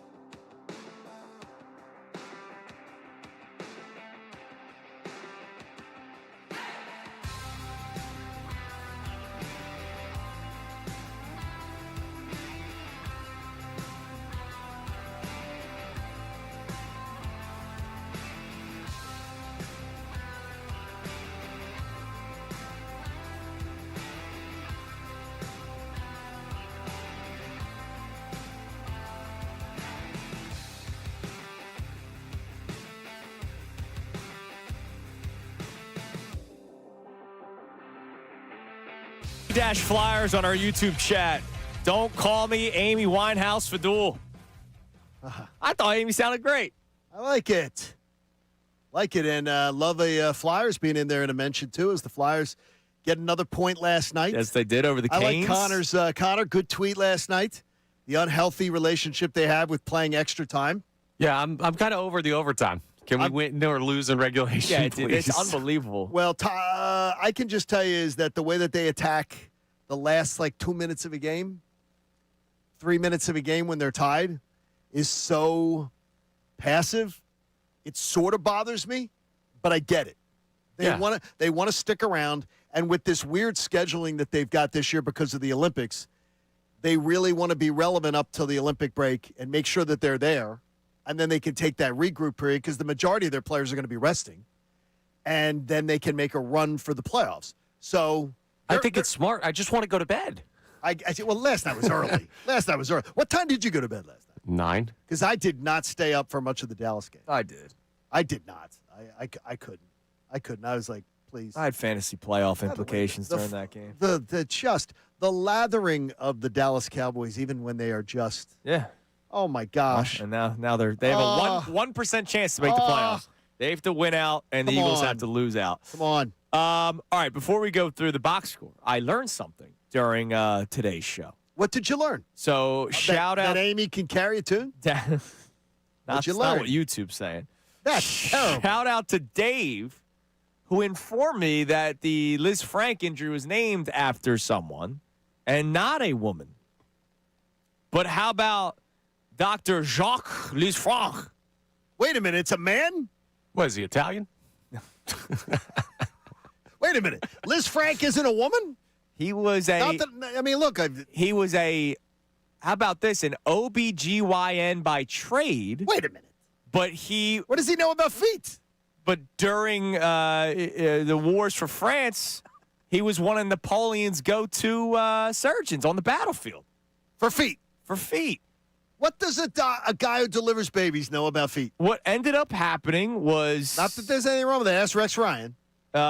One day, a soldier was dismounting from his horse when his foot became stuck in the stirrups, which compromised his blood flow to his lower limb and created a gangrenous foot. And that's how they started it. He amputated the foot right away. Because back then, it was when in doubt, lop it off. Wait a minute. Nowadays, there's surgery. I could have been a doctor back then. Yes, you could have. That's seriously. What expertise did that require? Cut it off. It doesn't look like this is going to heal. Chop it off. That's terrible. All right. Yesterday's game. If you did not watch it, the box score actually does do it justice. Sometimes box scores don't do the game justice. Okay. Right? Like sometimes it's like, it was actually closer than what you would think. Okay. Or it was more of a beatdown. It was a late score for a team. Yesterday's box score does the game justice. So the Eagles win 31-0, scoring a touchdown in every single quarter. Which is, by the way, something we asked for the other day. Yep. And we said it in the show, in the last segment of the show. Could we score every quarter? Yeah. We talked about it. I'm trying to think of the Chiefs game. They scored every quarter. The Did they? Vikings, yeah, they did. It was low. I did not know but they that. scored every quarter. See, I didn't but know that. not often this year have they put up points in every single quarter. Jalen Hurts, 12 of 15, 175 yards, 3 touchdowns. His counterpart, Kenny Pickett, 15 of 25 for 64 yards. Oh my gosh, 64 yards. He also threw an interception. By the way, that Zach Bond interception was ridiculous. We haven't talked about it much because it was just nice to see a win finally, but that Zach Bond pick was ridiculous. Looked bad. On the ground, Saquon Barkley, 22 of 78 for a touchdown. Ashton Genty, needed to draft him, 9 carries for 35 yards. Ugly. I mean, they swarmed Genty. Yeah. But it seemed to me like Genty, how many he had? He had 35 yards? Yes. I swear to you, though, if you tracked his east to west, he ran 80 yards. He ran 80 yards because he kept looking. To his credit, he kept looking for somewhere to. There's got to be a hole here. There's got to be something. There was. It's sort of like getting out of the lots down at the link. Yeah. Where everybody's all merging into one lane because they have no police presence. Very similar. Dallas Goedert, your leading receiver, 6 catches, 70 yards, 2 touchdowns. The Raiders' leading catcher, another tight end, Brock Bowers, he also had 6 catches, but for 28 yards. So a bit of a difference there in terms of the amount of yards. Now, the one big thing that the Raiders won, the leading tackler on the day. The most tackles for the Eagles was 5 by Nakobe Dean. The leading tackler, how about that? Devin White had 9 tackles. By the way, former Eagle great. I had just turned to Andrew DeCecco, and I said, reading up for the game, I had read in Vegas how much they're impressed with Devin White. And he said, yeah, he's put together a really sort of nice year for them. I said, is that just system? Because he was he didn't play here. He didn't play, but he was a scratch. He couldn't even sniff it. Whoa, he's a future Hall of Famer. Let's have some respect. Yeah, didn't we have a caller? Yeah, remember? Say This guy's a Hall of There Famer. was like a Bucks fan. He's a big that called Tampa him. fan. He was really upset that the He was so Eagles got upset. rid He's of like, him. come on now. He's a Hall of Famer. And I'm like, what? All right, hit us with a text Expect message. to say what? Connor. All right, so we have a bunch of people, of course, checking in on their reaction to this game. And Joe the Cynic says the Eagles were embarrassed by the Giants and Dallas. I'll take this route, as they should have won against a 2-win team, but it doesn't do much for me outside of just the win. Yeah, look, I was just happy they won a football game. They snapped a 3-game losing streak, but I'm not all of a sudden changing my tune that all of a sudden they're going to go to the Super Bowl. I just that yesterday's win is not enough for me to be like, yeah, we're back. Look, baby. that's fine. If you don't change your tune, that's fine. I'm just asking you to giving everybody a chance to reevaluate, because I know you're all coming back. There's going to be a day you're coming back, because every one of you is going to go, oh, yeah, it'll be game week, and I'm going to see the pom-poms come back out from a lot of the same people who tell me the Eagles have no shot. We'll see about that. Yeah, okay. I'm like, again, you're like this Raiders game did not. By the way, I said it the whole summer leading up to the Green Bay game. I told the people, wait till you see the Philly media all go game week. Oh, now, go Birds. They're going to beat the Packers after spending all summer telling you how the Packers were better. You're talking about last year's team. What about this year? That was 2024 when nobody believed in them. But what I'm saying, this team, has, again, yesterday You don't believe in the defending Super Bowl champs more than you believed in the 2023 team coming off of I don't collapse? believe in the defending Super Bowl champs after that win against the Raiders, no. No, you don't believe in the pedigree of this team. You believed in the pedigree of the 2024 team based off all you had was the 2023 collapse? Hang on. You're talking a week 1 matchup in Brazil versus winning the Super Bowl. That you spent, but you spent all offseason telling you the Eagles were worse than the Packers and weren't going to beat the Packers. It's not a remotely comparable scenario. I don't see the comparison. I see the comparison as this town. I believe there are many in this town that will do the old negative on the Eagles. And then it said, when it gets close to the game, it's, yeah, go Birds, I'm back on. And I know it's going to happen. It's coming. You know it's happening. And the people out there know it's happening. Or you're like me and predicted a beatdown win over the Raiders. And everybody predicted that win. And I also said that it won't do anything for me. Well, that's fine. Like, I didn't wake up this morning going, let me piss off the audience and today. I told you're you how not. I was going to feel on Friday. You're not, but it's going to be. Everybody will be climbing back on, and you can decide whether to let them back on, folks. We'll see. You let them. All right, coming up next, we speak with Andrew DeCecco, his breakdown from yesterday's game. It is Kincade Salciunas, 97.5 The Fanatic. All right.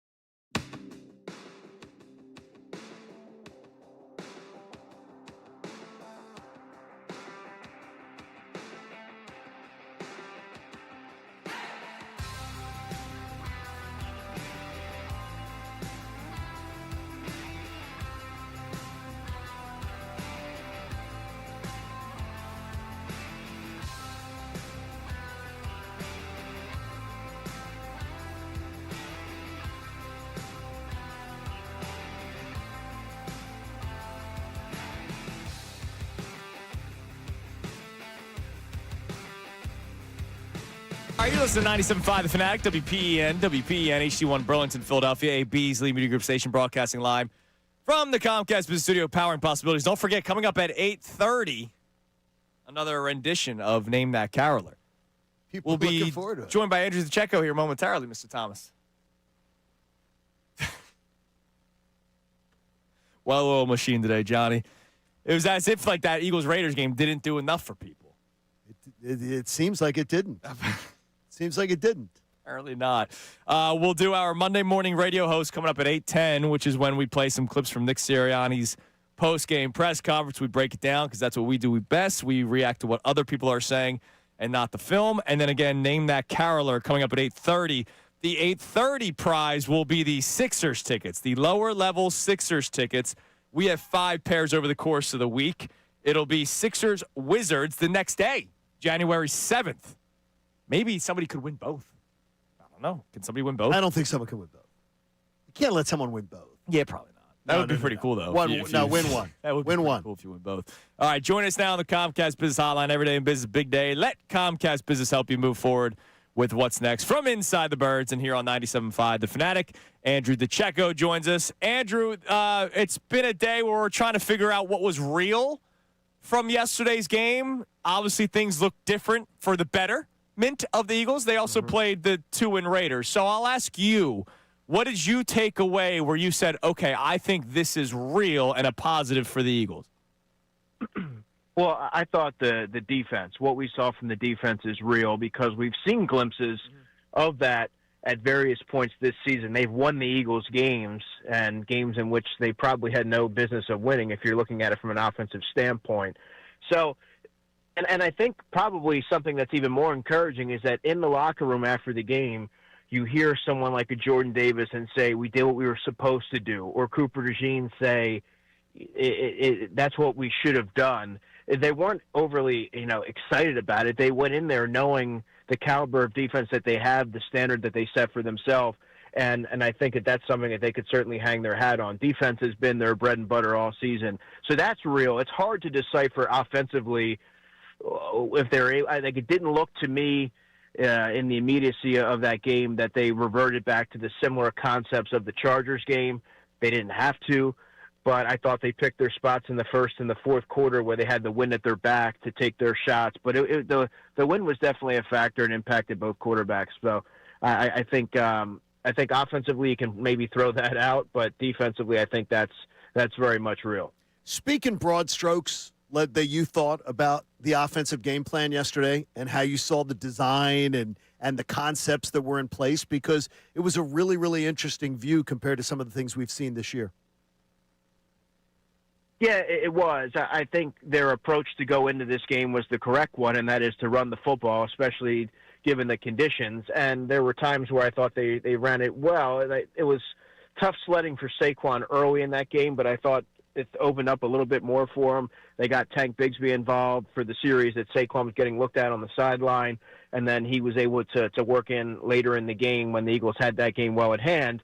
So I like that 1-2 tandem, and maybe we'll see more of that down the stretch to preserve Saquon and implement Tank more into the offense. But there was a lot of intermediary throws. They took advantage of the Raiders' second level that were often out of position. Devin White, former Eagle, and there's even a clip out there of Max Crosby and Devin White sort of getting into it. But, Dallas Goedert, 6 catches, 70 yards on 7 targets, 2 touchdowns. I mean, that was the game plan. And I think Kevin Patullo has done a really good job of incorporating and leaning on Dallas Goedert throughout the entirety of the season. There haven't just been spurts. They're making him a focal point in the passing game, especially in the red zone. So other than that, and the unique wrinkle off the in the red zone there, the shovel pass to Goddard, which the Eagles tapped into, I guess it was in maybe Tampa. I thought that was good to see the aggressiveness and the creativity in the red zone as well. But they didn't have to really pull out all the stops, John, against the Raiders. Andrew, Nick Sirianni, it's been reported, obviously, that he was more involved with the offense going back to last week's game before the Chargers. You mentioned it. There was a lot of different looks against the Chargers. Yesterday, you didn't have to do too much, but it did look a little bit smoother. So how much credit should Nick Sirianni get for how the offense has looked the last 2 weeks despite the 4 interceptions from Jalen Hurts Monday night? I think he should get a decent amount of credit, and really, I think adding another voice or someone to, as Jalen Hurts worded it last week, provide structure to the room and be just a coaching presence that Kevin Patullo can lean on, but also, intertwine some of your own thoughts and ideas. I think that's certainly helping. It took this late in the season for that to happen, but I do believe that he's having an impact on the offense. Probably not to the extent that maybe some think, but having him there and be that presence and that sounding board and be able to sort of convey what he likes or what he thinks, I think is definitely a good thing. And now they're able to iron some of those things out here during the stretch so that they have that fine tune for the postseason. When you look at the upcoming games against the Commanders, I know you probably haven't gotten to do much of your study on them yet, but when you see what the Eagles are going to do, how do you think this Eagles team's going to look, considering what you've seen the last few weeks? Do you expect build on what we've seen against the Raiders, or could we see a totally different game plan coming out on Saturday against the Commanders? Yeah, that's a great question, John. And I look at this game and I see the Commanders, and they're in a little bit of a different class than the Raiders right now. So to unveil a similar game plan, I'm not exactly sure that would be the move. You might see something similar to what they did against the Chargers, where I thought, turnovers aside, they made some good strides, and they evolved quite a bit in terms of just their concepts and what they were asking Jalen Hurts to do. And I think in a game like that, the Commanders, they could play spoiler, and they're gonna play scrappy, and they're gonna fight. They're gonna give them much more of a game than the Eagles did. So I do believe that you have to alter your approach in this game, and not that they were on cruise control by any stretch yesterday, but I think you might have to be a little bit more elaborate in what your plan of attack is against this team. But I do believe, John, that you're going to see a focused team that have a chance to, on a short week to really put their stamp on the NFC East there. And everything that I was able to gather yesterday in the locker room suggested this is a team that is confident. They never wavered, and they're not just happy to be there or complacent. They know that there's much more at stake. And I think for a team like that that's been on the ropes at various points this season, that's certainly encouraging. Andrew Zaccheko joins us on the Comcast Business Hotline. On a day where the Eagles defense held Kenny Pickett to just 64 yards in the air, Ashton Genty just 35 yards on the ground, who stood out to you the most on the Eagles defense in that shutout performance? Oh, man. You go down the line. Nakobe Dean, a force against the run. Jalen Phillips, he got a batted pass, and it affected a fourth down throw. Brandon Graham, 2 sacks on 7 snaps in the game, which is pretty incredible.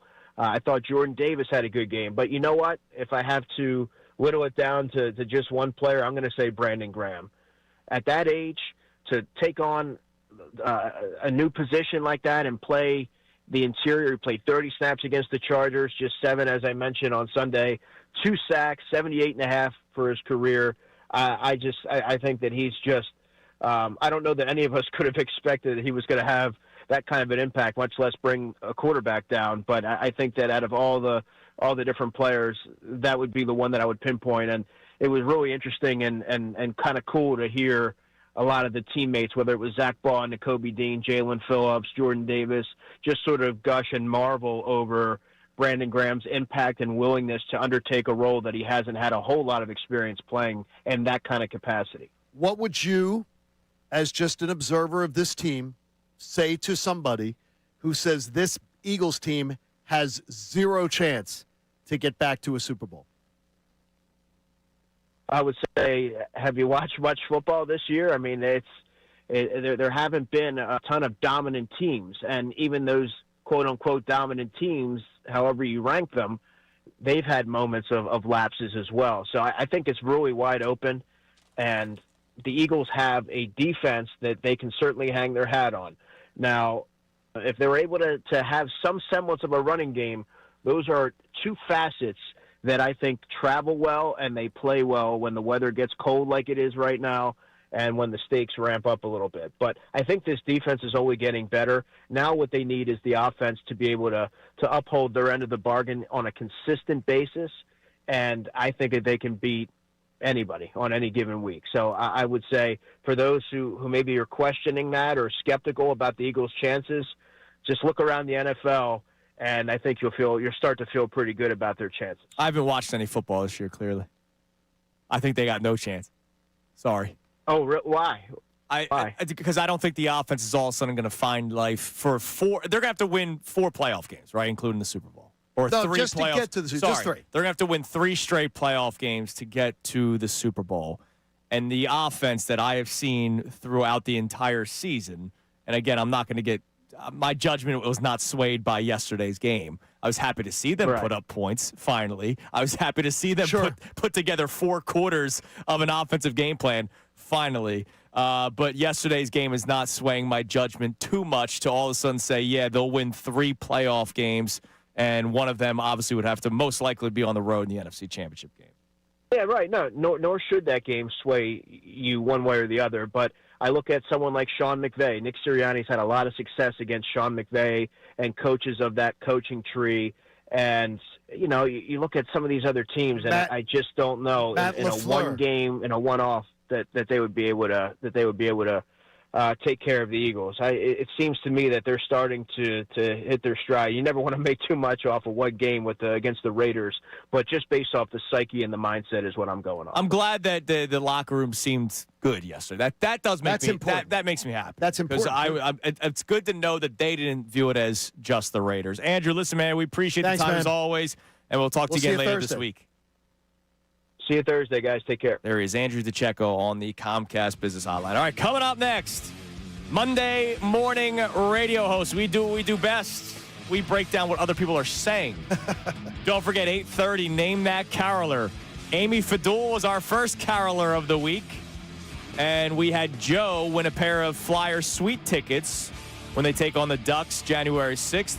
Next prize will be lower-level Sixers tickets when the Sixers take on the Wizards on the 7th of January. It is Kincade Salciunas, 97.5, the Fanatic.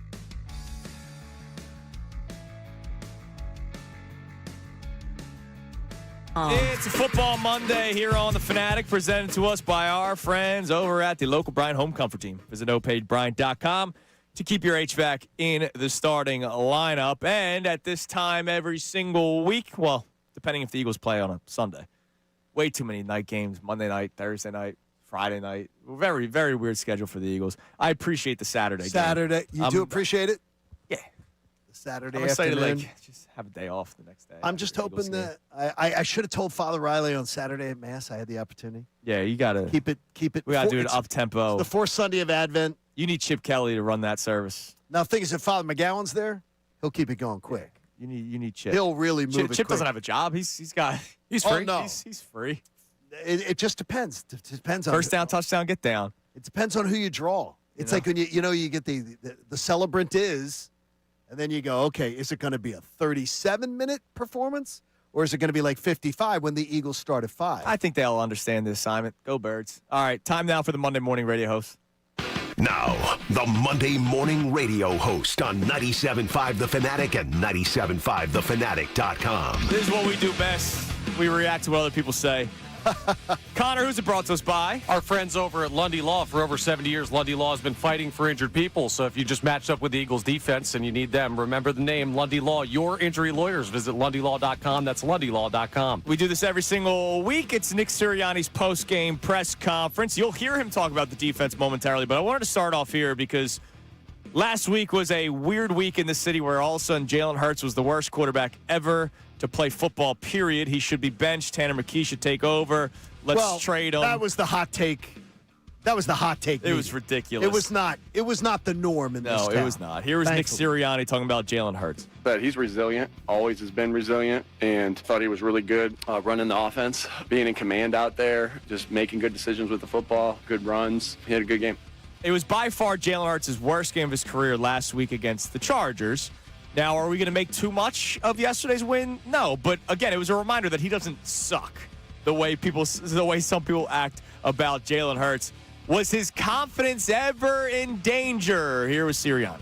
You control your own confidence. You control your own joy. When there's a lot of noise out there, you control all that. And what I saw from the entire team was, for the last couple weeks, regardless of the circumstances, we've been committed to playing Eagle football and doing the things we need to do to play Eagle football. And that's tough, detailed together. And that happens during the week. If we rode the wave of the outside noise, then you're not able to do that. I just thought we did a great job the last couple weeks of zoning in on what we needed to do and going to work every single day and not letting outside circumstances dictate anything how we feel. That's what they say about our show, John. Tough, detailed, and together. That's Kincade and Salciunas. Now, he ended up talking about the entire team in that clip. It was originally, the question was about Jalen Hurts, but that does echo what Andrew DeCecco just told us, that even during the 3-game losing streak, it never felt like, the walls were about to collapse inside NovaCare. Which, unlike 2023. It did, in 2023. Here's Nick Sirianni when he was asked about the postseason. We just think about the next game will be our focus after we enjoy this one will be Washington. And they've stacked some good games upon each other. And, our defense has stacked some good games upon each other. And, we're not thinking about postseason or anything like that. We have work to do.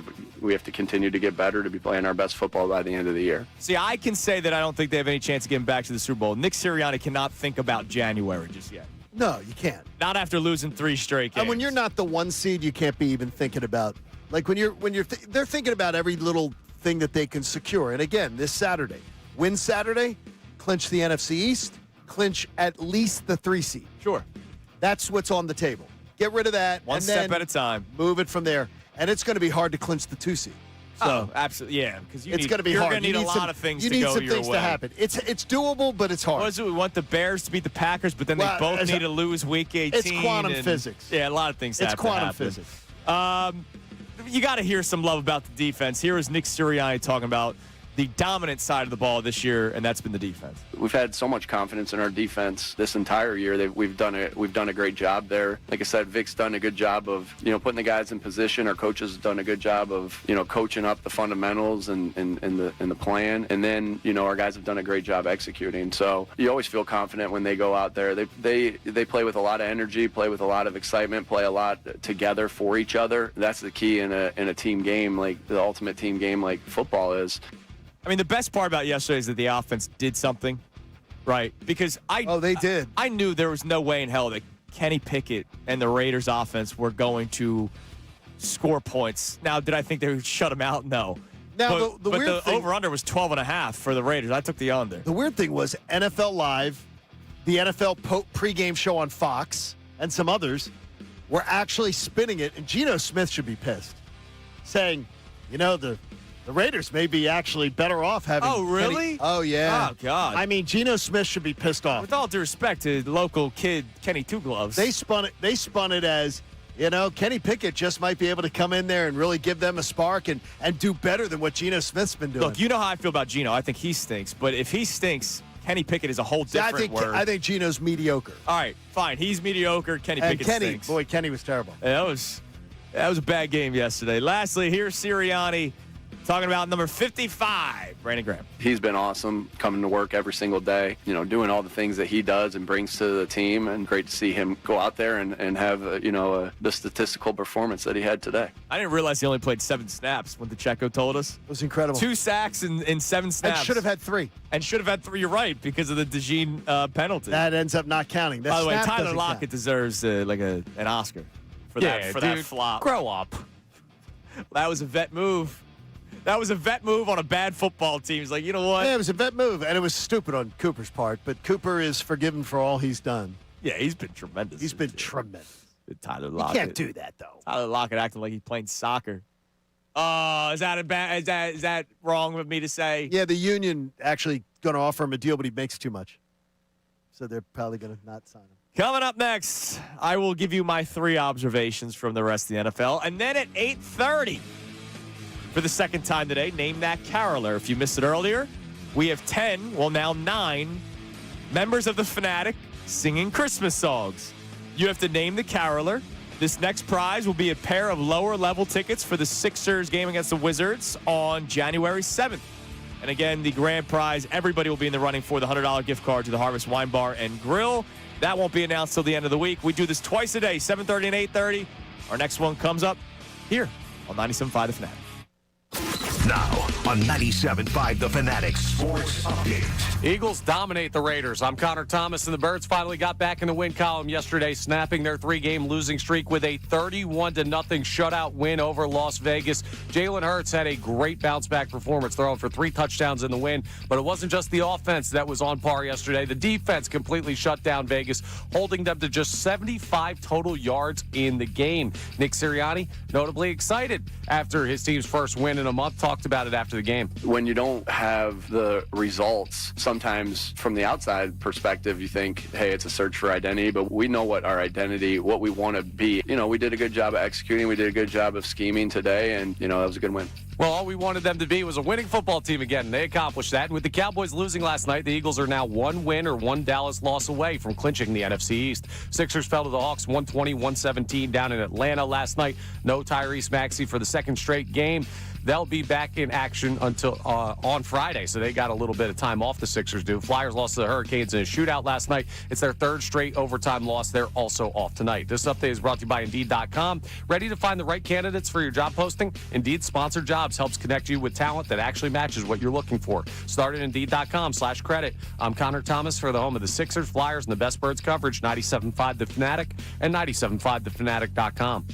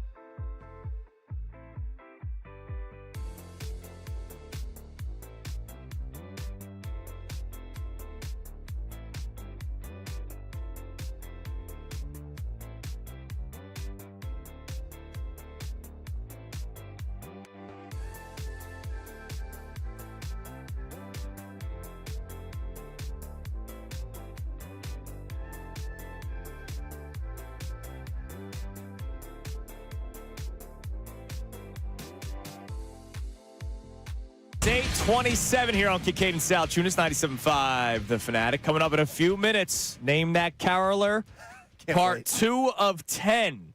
Can't wait. So what we did the last time was you waited for the entire song to play, and then we had the fifth caller call in, and Joe was our winner. He got Amy Winehouse Fadul, as I think it was D Flyers called her on the YouTube chat. So Amy was our first caroler, and we have 9 more throughout the course of the week. Is that a threat or a promise? Maybe both. But first, hit me with some football music, Connor, as I give you my 3 observations from the NFL. The first one, this is why kind of I don't value the player polls as much. Okay. When I always say, like, you know. You don't like it as much. If you're playing a 4 o'clock game, you're not watching the 1 o'clock games because you're stretching and warming up, and then the game happens at 4 o'clock, and then I don't know if they're watching the 8 o'clock game so much, unless they're maybe on the road and they're flying back. A lot of players do watch the 8 o'clock. Sure. Very popular. Chris Jones, of course, tremendous player for the Kansas City Chiefs. They lost yesterday. They were eliminated from the playoffs. The Kansas City Chiefs, who have been in at least the AFC Championship game, the last 5-6 seasons? The AFC title game, Patrick Mahomes has been every year as a starter. And now not even going to the playoffs, which was news to Chris Jones after the game. Still have a fighting chance. Are we out of the playoffs? We are? Okay. Oh, my gosh. I felt so bad. And then there was just a long pause until the next question because it was such an awkward moment. He says, we still have a fighting chance. And then somebody tells him, no, man, you guys got eliminated from the playoffs with that loss. And they're just like, Cancun on 3. We know so much more about the NFL than some of the players in the NFL because we're not playing the games. Like we obsess over it. So that was observation number 1. Observation numero dos. Did Josh Allen put his head down on his pillow last night and go, wait a minute, the Chiefs got eliminated from the playoffs? The one team that I can't overcome in the playoffs?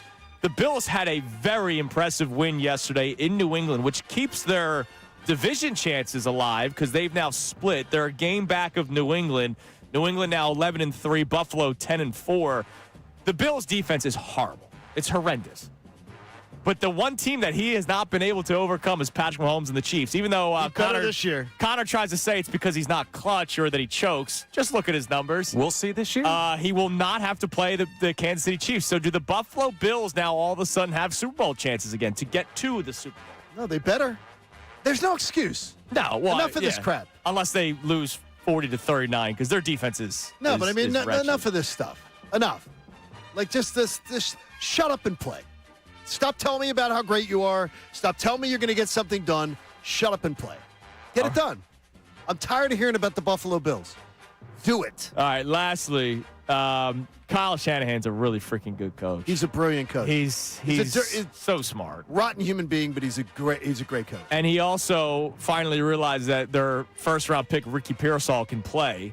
He was the player that got shot last year, if you remember. Walking around San Francisco, but he realized, oh, wait, my first-round wide receiver can be a part of the game plan alongside my incredible tight end, George Kittle, another good receiver in Jawan Jennings, and, oh, by the way, we still have Christian McCaffrey, who's having a hell of a season this year. It's just not being talked about much because there's always the injury concern with him. But that 49ers offense is no joke. I am amazed that they have been able to continue to win with all the injuries that defense has sustained. When Fred Warner got hurt, I thought that was it. I did not think they'd be able to overcome their leader, not just on defense, but on that football team. I'll take them. I'll wish for them. Yeah, the schedule is... I will hope that the 49ers are the team that comes in here. Not the Seahawks. Seahawks or the Rams. Yeah. I will, if you're telling me we're going to get an NFC West team. So I am going to root that's what it's going to be. I mean, their schedule has obviously benefited them this year. But again, I'll give Shanahan credit. No, Shanahan's a really, really good person. And if that happens and he comes here for that game, I'm bringing him a monogrammed Eagles golf towel. Okay. With the big Shanahan S, just like he had in Atlanta. That's nice. Got to bring one for him. Those are my 3 observations from the rest of the NFL. Got to All get right. those towel clips, too. It is time now for Name That Caroler. So, Amy Fadul was our first caroler. Here's what you're going to do. You're going to hear the whole song. We want to give these wonderful people of the Fanatic their 30 seconds to shine before you start calling in. So here is our second caroler of the week for your chance to win a pair of Sixers tickets, lower-level Sixers tickets, before they take on the Wizards on January 7th. Santa baby, the slip a sable under the tree for me. Been an awful good girl, Santa baby, so hurry down the chimney tonight. Think of all the fun I've missed. Think of all the fellas that I haven't kissed. Next year I could be just as good if you check off my Christmas list. Fifth caller. Fifth caller to get it 610-632-0975. They get it right.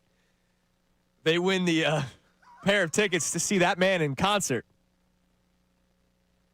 And also the Sixers lower-level tickets when they take on the Wizards Wednesday, January 7th at the Xfinity Mobile Arena. You'll also qualify for the $100 Harvest Seasonal Grill and Wine Bar gift card. Holidays are here, and so is 76ers basketball. Don't miss out on seeing your favorite 76ers players or any of the can't-miss action of the season or can't-miss singing. To purchase tickets to an upcoming home game, including the return of the iconic black uniform games, visit Ticketmaster.com/76ers. I just appreciate the song choices. I appreciate that, we kept the fellas in there. And the song choice is fantastic because I do not like it when you start changing songs. Bublé changed it. I don't like when you start changing the songs. Don't sing songs and then change the lyrics. I don't like them when they change the hymns at church either. All right, hold on. We got caller 5 is Justin. Justin, can you name that caroler? Of course I can. That's the one and only Dylan McKinnon. That is correct. Great job, Justin. Is. So Justin wins the pair of Sixers tickets for January 7th. Also will be in the running for the $100 gift card to the Harvest Seasonal Grill and Wine Bar. Now, I have to have one correction. What?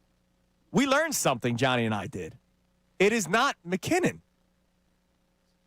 McKinnon. McKinnon. McKinnon. McKinnon. No. McKinnon. McKinnon. We've only known the kid for like a decade. Yeah, and he didn't correct anyone. He never for corrected 11 anyone. years, I've known Dylan. So he's trying to do the Bijan Robinson thing. Well, at least Bijan only waited a year. Yeah. I was not eligible. I was not legally allowed to drink yet when I met Dylan. I'm finding out now that we've been saying his last name wrong this entire time. Well, he's been using his stage name, so we don't figure out he moonlights as Frank Sinatra. That was fantastic. I love Dylan. I started that made me cry. I was laughing so hard. That was great. The song choice. YouTube's having a kick out of it. The song choice is what really put it over the top. That was fantastic. You don't change the words to songs. Oh, I gotta ask. Mopar thought it was you, Connor. How does that make you feel? Listen, I'm jealous. I mean, I wish it was me. How do you feel about that when Good artists job, Dylan. when artists like take artistic license and change stuff? What do you into that or not? I don't really care. It's a good song. It's a good song. It's a remix. You don't have any problem with that? Bogarting someone's work and then changing it? Welcome to Sports Talk Radio. Yeah, dude, seriously. Changing someone's work? Come up next, we're doing the Field of 64. No, you don't do that. That wasn't invented here, by the way.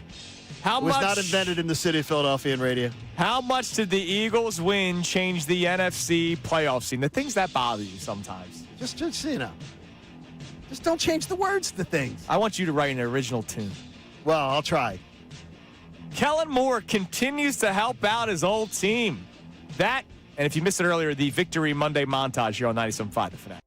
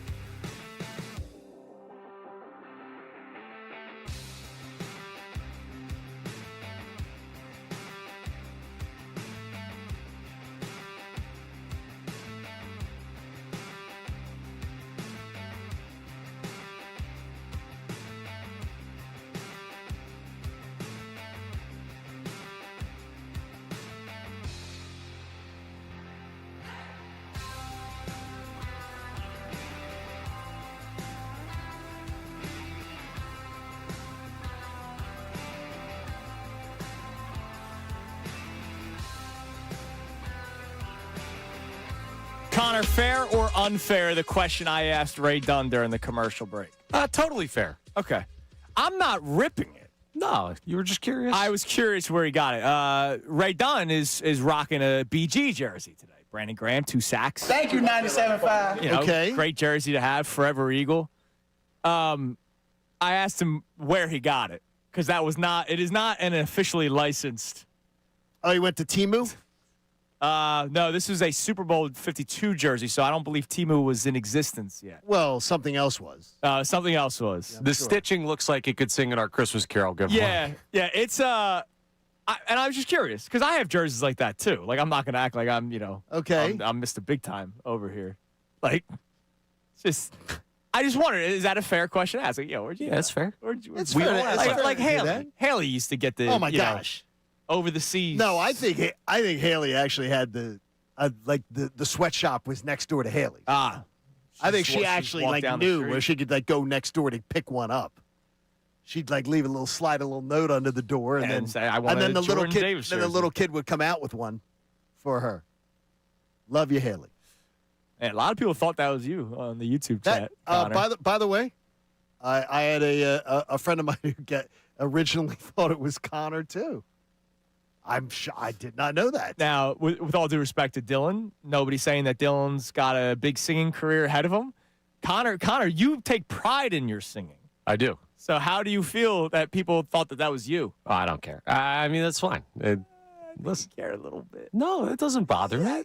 I think it bothers you a little bit. Well, You can't tell me what bothers me and what doesn't bother me. It shouldn't bother Connor until we hear Connor sing. You're right. Yeah. What if I stink? And then when we hear Connor sing, you're gonna sound great. I have a feeling Connor's going to sound pretty strong. He's gonna sound great. I have a feeling he's going to sound pretty strong. As long as the instrumental version is better for us. Yeah, we're going to work on it. Oh, so if people are not aware and you're taking shots, just wonder, for anyone who's doing this, we're recording it dry and then the music is put in Correct. after. So it may sound a little bit choppy at points. Minaric, I heard my finished work. The pitch of my singing voice is nowhere near the instrumental version that he selected. Oh, okay. I was like, dude, come on. So he screwed it up big time with that? You got to at least make it sound somewhat close. That's damn Minaric. We're working on post-production. He picked a Kids Bop version instrumental. Oh, so he did you in. For a grown man. I like that, though. So he sort of did you dirty, is what you're saying. All right, Eagles win yesterday, so they stay as the 3 seed. It did not change for them. But to your point, John, if they win on Saturday. If they win Saturday, they are guaranteed to be no worse than the 3 seed. And that's in large part thank you to Kellen Moore and the New Orleans Saints, who in back-to-back weeks have won divisional games. The Saints beat the Panthers yesterday by a field goal, and they had the comeback win over the Bucks. Right. I mean, they're 4-10. The Bucks and the Panthers are 7-7. And the Bucks are leading the division because of the strength of their head-to-head win. I mean, their is a divisional record or something along those lines. The Bucks have the divisional lead right now. They play this week, and by the way, they play again in 2 weeks. Yeah. So they play 2 of the last 3 weeks. It's amazing. So it's going to decide that division. So, but the Birds don't have to worry about that. No. But what they will have to worry about is whoever wins that division. So the Eagles win Saturday. They will be the 3 seed at worst. But I'm looking at it, Andrew, is most likely they're going to be the 3 seed. Because unless you assume the Rams could lose, could you see the Rams losing at the Falcons? The Rams losing? No. Could you see the Rams losing at home to the Cardinals? No. Okay. Then I don't either. Now Santa could give us a big surprise, and it could happen. Yes. I don't think that's happening. I don't think with everything on the line, home field advantage on the line, the Rams would lose one of those games. So I think the 1 seed is gone. Yeah, I think yesterday was the best chance for the Rams to be handed a loss, and it didn't happen. No, Thursday night's the best chance at Seattle. Right, I'm saying for the 1 seed purposes. Yeah. Because one of those 2 teams is going to lose. Yeah, it's done. So, like I believe the Rams have a good chance to lose Thursday night, but if they lose, they'll be 11-4, and then I think they're going to finish up 13-4. Yeah. So it's that point. Shame. Eagles almost got 2 gifts yesterday. If Philip Rivers, if Pop was able to beat the Seahawks. Pop had done that, it would have been great. And if the Lions were able to hold on to their lead because they took a lead early. I mean, everything could have happened in their way. I don't think the 1 seed is in the mix anymore, but it'll be nice to have the 4 seed out of the mix because whoever loses between the Rams and the Seahawks on Thursday night, they're going to be the 5 seed. Yeah. Facing the NFC South champion on their home field. And you know who you're going to pick in that game. You're going to pick the Rams or the Seahawks to win at Tampa or at Carolina. Yeah, absolutely. So you don't want them rolling in. No. But as the 6th seed, you're going to get the other team in the NFC West, which I think is going to be the 49ers. Yeah, it seems like it's trending that way. All right, Connor put together the Victory Monday montage. Always great to hear a Victory Monday montage, especially when it's nice been to hear them. Especially when it's been a month since we got one.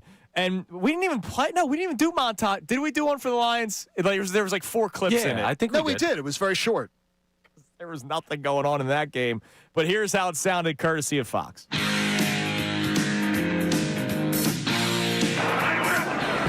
Second and goal.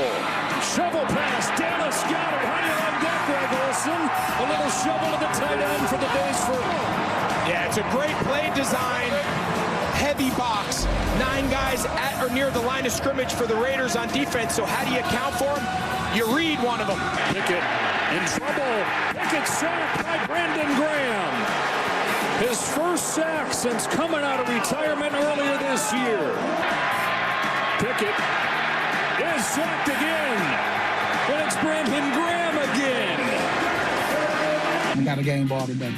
Being the oldest player in a while to get 2 sacks in the game. So yeah, man, I'm just thankful, man, just to be able to still be able to kick and go out there and just make some noise, and just thankful that my teammates, wanted to celebrate with me just like I want to celebrate with them, because it's about us just doing it together, and I'm happy that we got the win today. First and goal inside the 3. Barkley in, touchdown Eagles. Mostert in on 3rd and 3. Pickett's given time. He gets picked off by Zach Bond. The all-pro linebacker picks off Pickett. And that's how the second half begins for the Raiders offense. Great defensive performance. I don't think that's something that you can dismiss or undervalue, not look forward to give up 75 total yards of offense and lead the game with a goose egg on the board. We couldn't ask for nothing more. So glad we were able to compliment them on the other side of the ball today. Shovel pass. Already got a touchdown on this today. Make it 2. Dallas got it. High stepping in. The Eagles teeing off here on 3rd down, bringing 4, getting pressure, getting another sack. There it is, Nolan Smith. 4th of the day for the Eagles defense. No doubt we had a good offense and defensive game, good team performance. Excited to be able to do that and look to build upon that. 3rd and 5. Hurts delivers. Brown touchdown. 27 yards. Frozen right from Jalen Hurts to A.J. Brown. Responded with a win. So got to continue to stack those 1 week at a time, 1 day at a time. I'm not sure if I want to come here to Philly in the wild card round. This offense wakes up today. The defense for the Eagles holds the Raiders to 72 yards. That's the fewest yards by the Raiders in a game since 1961. All right, great job, Connor, putting that together. And the sound, of course, courtesy of. That was really good. It was nice to hear it. It's just nice to have something like a little bit of a cleansing. Yeah, dude, like, it's been exhausting the last couple weeks. Like, as people always think, oh, man, you guys like it when they lose. Like, no, it's exhausting. No, it's exhausting. Having to complain and having to talk about how bad the team is, and then you're called a moron because you think the team's not playing well. It's exhausting. Okay, you never want to argue with the wife? Never. Had a little argument yesterday with the wife. Very, very, very innocuous little argument. She was bothered by something with the Eagles yesterday, and I was like, honey, you're totally bothered by something stupid. If you're bothered by Jalen Hurts wearing a Yankees cap, you literally have too much time on your hands. Yeah. Iverson wore a Yankees cap. First of all, Jalen Hurts is a Houston Astros fan. Yeah. And I don't know why he was wearing a Yankees cap yesterday. I have no idea. Fashion. But, well, that's a whole nother issue if you consider that fashion. But but whatever it is, it's not. If you consider that fashion, I've got to. What fashion do you like more? Jalen Hurts wearing a Yankees cap, or Mac Hollins walking in shirtless and no shoes? I'm saying it's more just whatever reason he did it. It was look at me. But whatever is, who cares what he is? Who cares what team he wears? Like, I don't was worry wearing about a hat. it. Look at me. Don't worry. If he's wearing it for fashion, if he's wearing it for whatever, it doesn't matter. There's a conscious choice to look at it. Well, here it is. Here's what I'm wearing to a game. I wear hats all the time. There it is. I'm wearing one right now. You don't wear Look other at me. teams' hats. No, but No, you don't. No, You I'm do not saying do it- that. No, I'm saying I wear hats all the time. But you don't wear other teams' hats, so it's a conscious choice. There is a conscious choice being, but who cares? It's nothing to do with anything, and No. nobody cares. He's one of those sports fans. He doesn't care. Yes. All right, coming up next, the defense was dominant, and your leading tackler from yesterday, he's going to get paid. It's Kincade Salciunas, 97.5 The Fanatic. Now on 97.5 The Fanatic Sports Update. A near-perfect game from the Birds. I'm Connor Thomas, and the Eagles got everything they wanted to get yesterday against the Las Vegas Raiders, a 31-0 shutout victory. Let's start with the offense, because Jalen Hurts had a nice bounce-back performance. He threw for 3 touchdowns in the win, but it wasn't just that side of the ball. The defense completely shut down the Raiders, holding them to just 75 yards of total offense in the game. An unbelievable performance by them as well. Jalen Hurts reacted to the Birds' first win in about a month after the game. 1 week at a time. Every week it's been 1 week at a time. That doesn't change. Not too high, not too low with it. Just want to continue to try to improve in a direction that produces wins. And the Cowboys lost last night, which means if the Eagles are able to take down the Commanders in Week 16 or the Cowboys lose another game, the NFC East will remain here in Philadelphia. Sixers fell to the Hawks 120-117 last night down in Atlanta. No Tyrese Maxey for the second straight game. In that one, Sixers have a long time off. They're off until Friday. Flyers lose to the Hurricanes in a shootout last night. It's their third straight overtime loss. They're also off tonight. This update is brought to you by Tullamore Dew Irish Whiskey. Tullamore Dew. When it's game time, it's Tully time. I'm Connor Thomas for the home of the Sixers, Flyers, and the best Birds coverage. 97.5 The Fanatic and 97.5thefanatic.com.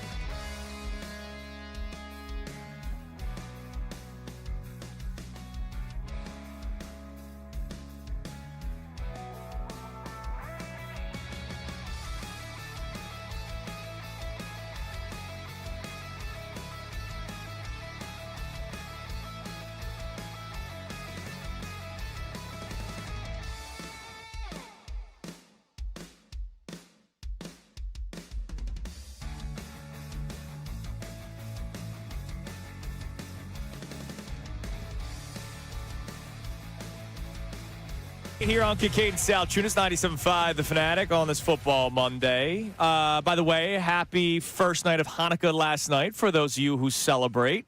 Today, night 2. Do you say happy first full day? I don't know how that works. Or do you just say happy second Hanukkah night? No, you just say happy Hanukkah. Well, yeah, I get that, but You do not address the day. Yeah. You do not have to address the day. Christina's dad was Jewish. Okay. But didn't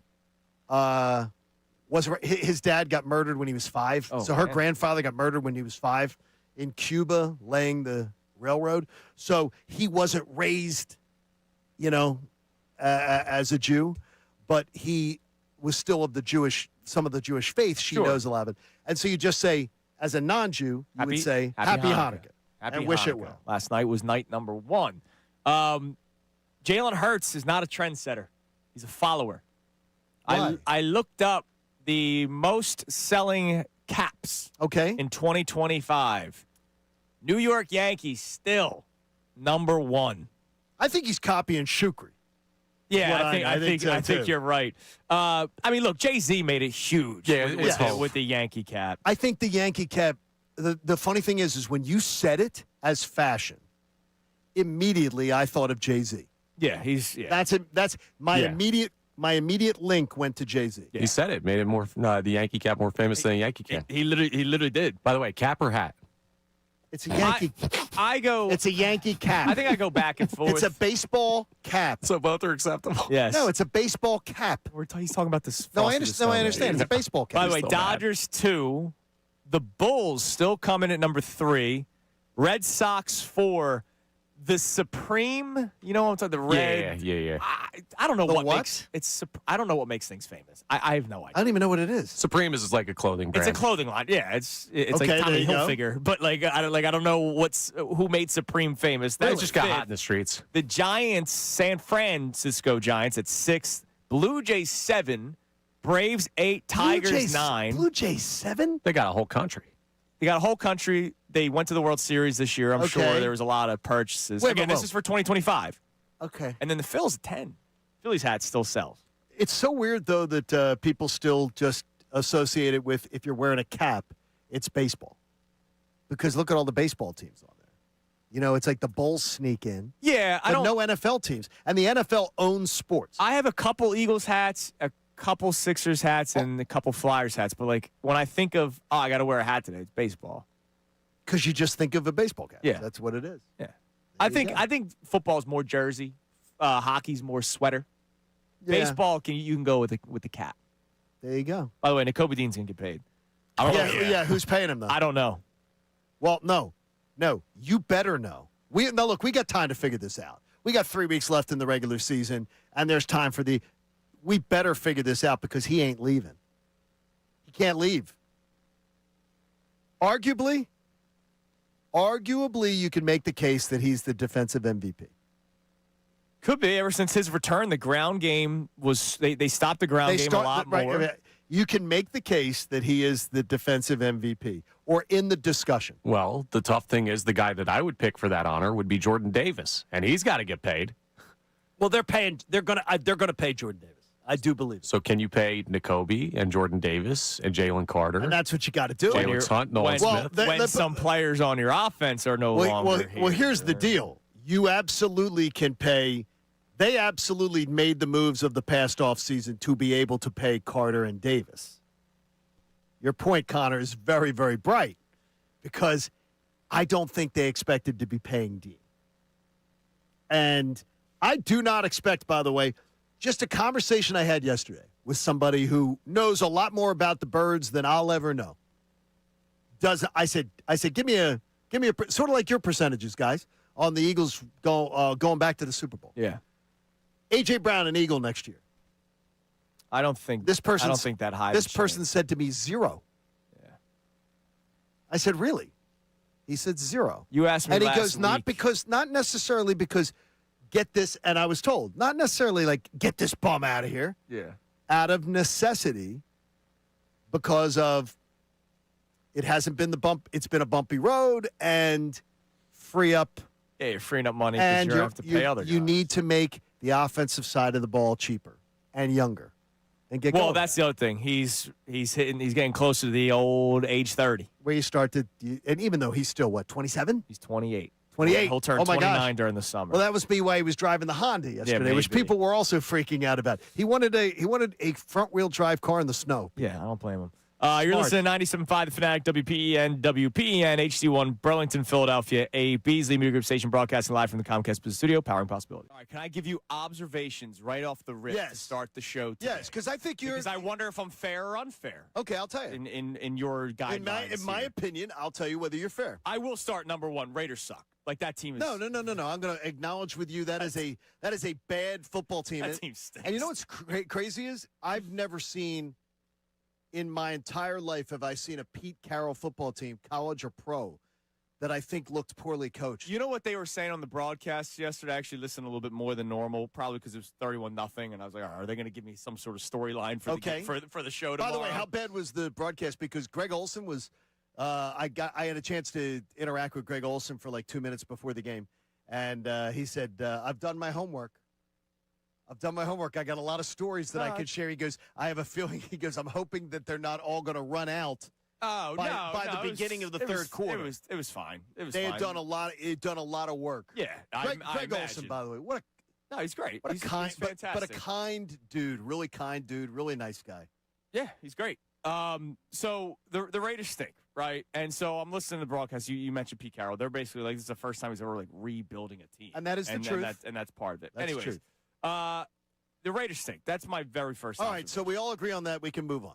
My second observation. Yesterday was a reminder to a lot of people that I think went way over the top last week with their dislike of Jalen Hurts. Like, I know the Raiders stink, but Jalen Hurts didn't have an efficient day yesterday just because it was the Raiders. Jalen Hurts had one really, really wretched game last week against the Chargers. Completely wretched. Had he been playing well the previous weeks? No, he has not. But yesterday was a reminder that he is not the horrible quarterback that should be benched for Tanner McKee that we heard a lot the week leading up to this game against the Raiders. Incredibly fair. Like, I thought that was nonsense last week. I thought there was way too much over the top hatred for Jalen Hurts. I have my thoughts on him. I believe he has limitations. I don't think he sucks. Again, there's one difference to me for the Eagles this year to last year, and it's the offensive coordinator. Completely fair. Credit to Nick Sirianni. Because Nick Sirianni was more involved in the game planning for the Eagles offense. How much more involved, I don't know. I don't think he's just been sitting in his office. The way some of the reports make it out to be, now he's more involved. I'm sure he's been involved in what the game plans have been, but he took a little bit off of Kevin Patullo's plate in between games. It's clear. And you saw last week against the Chargers a totally different looking offense that just didn't work. Jalen Hurts throwing 4 interceptions. But yesterday, we saw them under center more. We saw them much more balanced. We saw them not run away from the ground game. Even though they were up big, it was still 17-0 at halftime. It's not like it was blown up till the second half. Completely fair. Okay. And the defense is tremendous. I don't even think I have no arguments with any. I have no arguments with anything you said. Those are my observations. The Raiders are putrid. Right. Hurts doesn't suck as much as a lot of people make it out to be. And Nick Sirianni deserves credit. A guy that we have pointed out has been afraid to sort of take the keys or take the wheel when the offense is spiraling out of control. The last 2 weeks, we've seen a totally different looking offense. One of them was a bad game. Sure. But yesterday was tremendous. Kevin Patullo deserves a ton of credit. Sure, in the red zone. His work in the red zone is absolutely exceptional. This is the best, and I say with a capital B, red zone offense that I've ever seen in my entire life as an Eagles fan. So that's saying something right there. That is worthy of credit. Kevin Patullo has taken a ton of verbal bullets from me and from other people. Sure. So when he does stuff that's great, it deserves to be acknowledged just as loud. I think that the tight end left them borderline devastated yesterday. Your boy, Dallas Goedert, was he running? He was just running wild yesterday, which is great. There's so much to love about what you saw yesterday. And then as I got home finally late, as everybody drove like it was a blizzard on the way home when it was perfectly fine, I was more just interesting by watching the rest of the NFL going, I feel better than ever that the Eagles have plenty of time here to be able to clean some stuff up and be just fine. And that's why Radio Guy at the beginning of the broadcast today, I got real issue with. No, it doesn't mean it. I completely disagree. Whether I'm not going to say yes, they're going back to the Super Bowl, no questions asked. I'm not saying yes, but I absolutely am not saying no. I am not saying no. This team absolutely can put things together, and I was very impressed yesterday. That was a complete four-quarter effort, and that was the last thing I asked for on Friday. That was honestly that was one of the only things that we asked for other than a win. A four-quarter effort against a crappy football team. Yeah. And you know what? That's what I always say is, and again, that is a team that beat the team with the best record in the AFC on their home field. That is a team that lost to Denver on a last-second field goal on their home field. That is a team that lost to Denver the week earlier by a touchdown on their home field. This is a team that managed to somehow play really, really tight games against some of the NFL's best teams. And the Eagles just said, get the hell out of here. We're going to smack you around. I love the effort yesterday. I had a totally different read on the Raiders going into this game than you did. I didn't. Well, you can't disregard any of those things. They're all facts. I disregard them real quick. They stink. Well, no, but how do you can't disregard what they've done. It's their resume. They've played the best teams in the AFC, the best two teams in the AFC. They played them great. Both of those in 3 games, they played them great. I think I faked a resume when I was in high school because I was trying to get a job. Well, I lied. I lied at the interview. Yeah, they didn't fake their resume. They can't fake their resume of accomplishment. They did. That's what they did. They have 3 games. You are, as Bill Parcells says, you are what your record says you are. But you are when you get the games. That's what you did. You played them. The Eagles yesterday just said, "Hey, we're not having it. We are not having it." Beat the crap out of them yesterday, and it was good to see. Finally. Now, coming up next, you keep on saying you're not going to say no to the chances of winning the Super Bowl. You're not going to say yes. You sent me a text in all caps. Yep. Whether or not I still think they have no shot to go back to the Super Bowl. We'll discuss that. And that could be the question for you to answer at 610-632-0975 because we did this show last week. Whether or not the Super Bowl dream, the repeat dream, is still alive or not, a lot of you were with me where you said dead, 0% chance. We'll allow you to change it if you do. Let us know. 610-632-0975. It's Kincade This is Day of Amnesty. Here on 97.5 The Fanatic.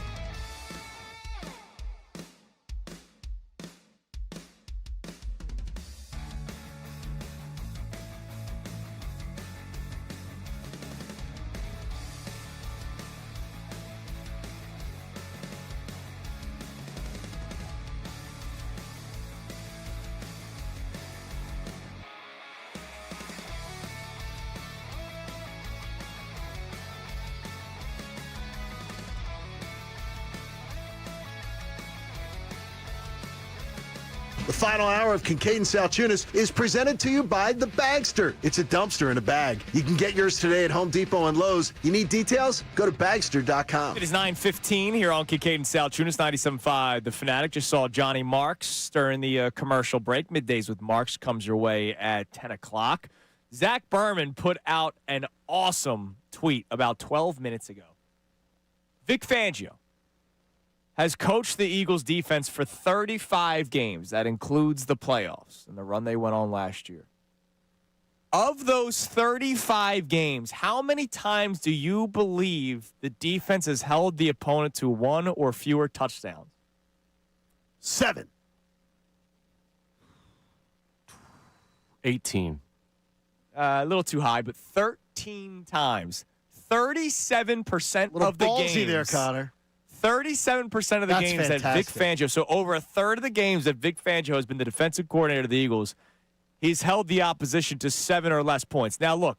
Well, if the Raiders, if Miami only had him. Right, exactly. The Raiders suck, but the Lions don't. The Packers don't. Teams that he held to less than a touchdown or a touchdown or less. I mean, he's been tremendous. And, again, if there's anything that will carry this team to the Super Bowl, it would be the defense because they are that freaking good. Fundamentally sound defense is what I like. Yes. They just appear so fundamentally sound. That's what I love. They swarm. Like, they swarm on the ball carrier every single time. And now that the pass rush, ever since the addition of Jalen Phillips, it has changed drastically for them. And this is without Jalen Carter yesterday, right? Jalen Carter's been out the last 2 weeks. 7 sacks against Herbert on Monday night. And then on a short week, I think it was 4 sacks total yesterday against Pickett, but constantly under pressure. Genty just 35 yards on the ground. I mean, that defense just swarms. I wonder, too, what we're going to hear about how much longer. I know they would like to give, and I said it last week, my information is they would like to give Jalen Carter as much rest as possible. Sure. But Jalen Carter's another one who would like to be back. I wonder if, and I had said before to you, the Bills game is the one he would like to be back for. So we'll see. Okay. We'll see what happens. Yeah, I mean, this is another game this week where I think you can maybe wait another week for some of these guys. For Marcus Mariota, or maybe not. Yeah, we'll Might see. not be Mariota. Bram Weinstein will join us on Friday at 8:25. Looking so the forward to voice it. of the Commanders. I look forward to all right, having what do him. we got on the text line? Because we're asking the question whether or not your opinion on the Eagles have changed from yesterday's game. I loved what I saw, but it did not change my big picture opinion of the Eagles. But what do we got? Zay from Northeast Philly says, watching that game yesterday did not change my mind on this team. I need more consistency before I can actually believe they can make it back to the Super Bowl. Yeah, I mean, look, they snapped a 3-game losing streak yesterday, right? Like, against a really bad football team. Now, if you win the Commanders game, and then if you beat the Bills, who are playing really good football, all right, the conversation will be interesting. If you go to Buffalo and beat the Bills, it'll be interesting. You'll be back on? No, for some, not for me, though. You won't? No. You won't? I'm just wondering. I don't is that you won't see be back. them Okay. scoring enough points for 4 playoff games or 3 playoff games to get to the Super Bowl. Okay. That's all. So you won't But be back. Gotcha. still root for them. Go Birds. Gotcha. What else you got? So Greg from Bethlehem checks in on the text line, says yesterday's game against Vegas was like a high-powered practice, which gave the Eagles a chance to try some new things and hopefully build on those new things for the next game, but not something you could build a Super Bowl resume off of. That was Matt Elf, Greg. Yeah. Former caller of the Mike Missinelli show. No, what's interesting is I don't think anybody who is believing in the Eagles is using. I'm hearing a lot of false narratives today. What we got? So let's repeat for people who were not off the Eagles bandwagon going into the weekend. There is nobody that I've heard of who was on the Eagles bandwagon that never got off, that was saying that the Raiders game is the reason that they're on it. Not at all. The Raiders game has nothing to do with me being on the bandwagon or believing in this team.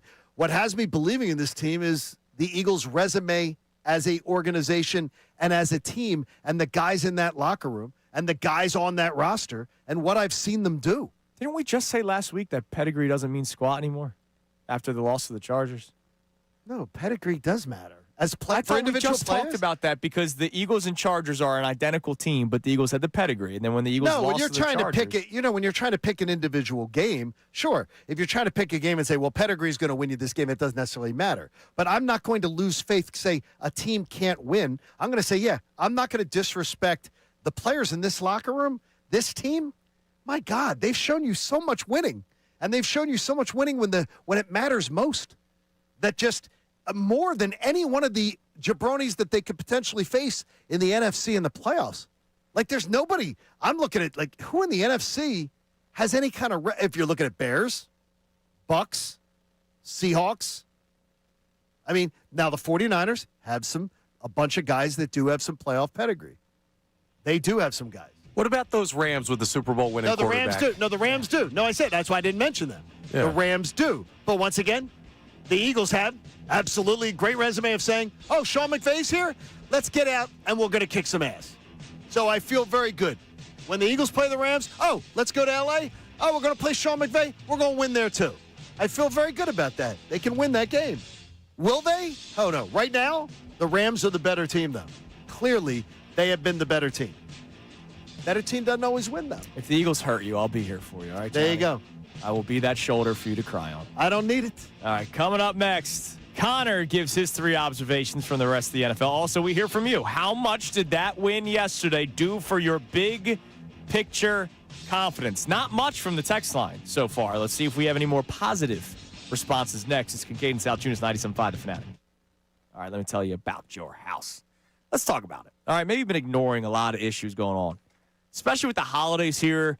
You're getting ready. I know the hustle and bustle. All right, I still have to make a couple of pit stops before the big day. You're probably busy decorating your house. Twinkling lights, wreaths, festive stars, candles. But what about something not so magical that might be hiding right beneath your feet? Krampus.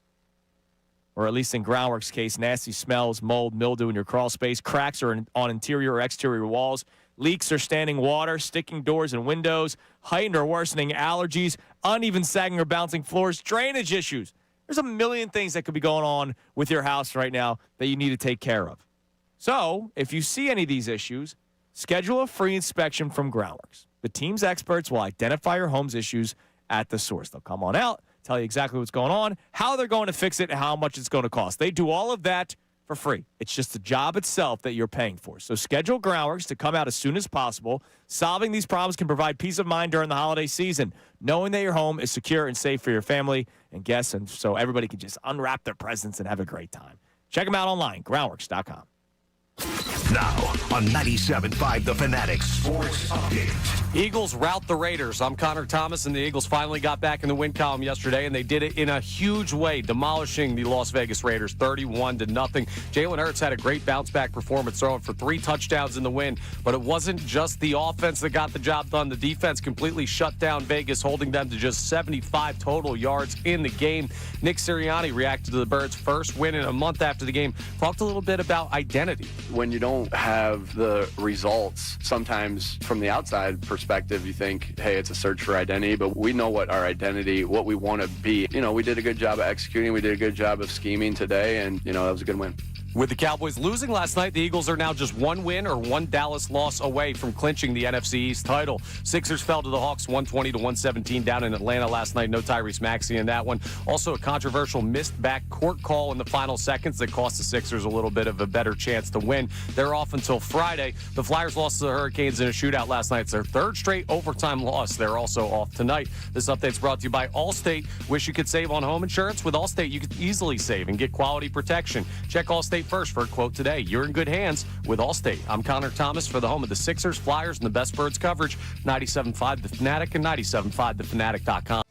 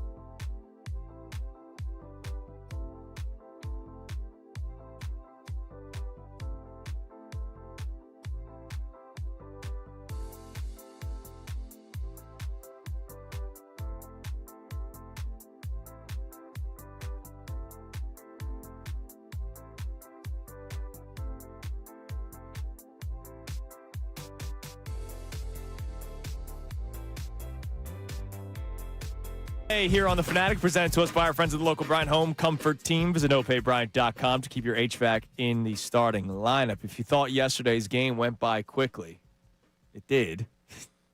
How about the quickest, as you say, Johnny, in Eagles franchise history? John Clark. I'm stealing it from the great John Clark, who got engaged over the weekend. Congratulations. That's wonderful. I caught him.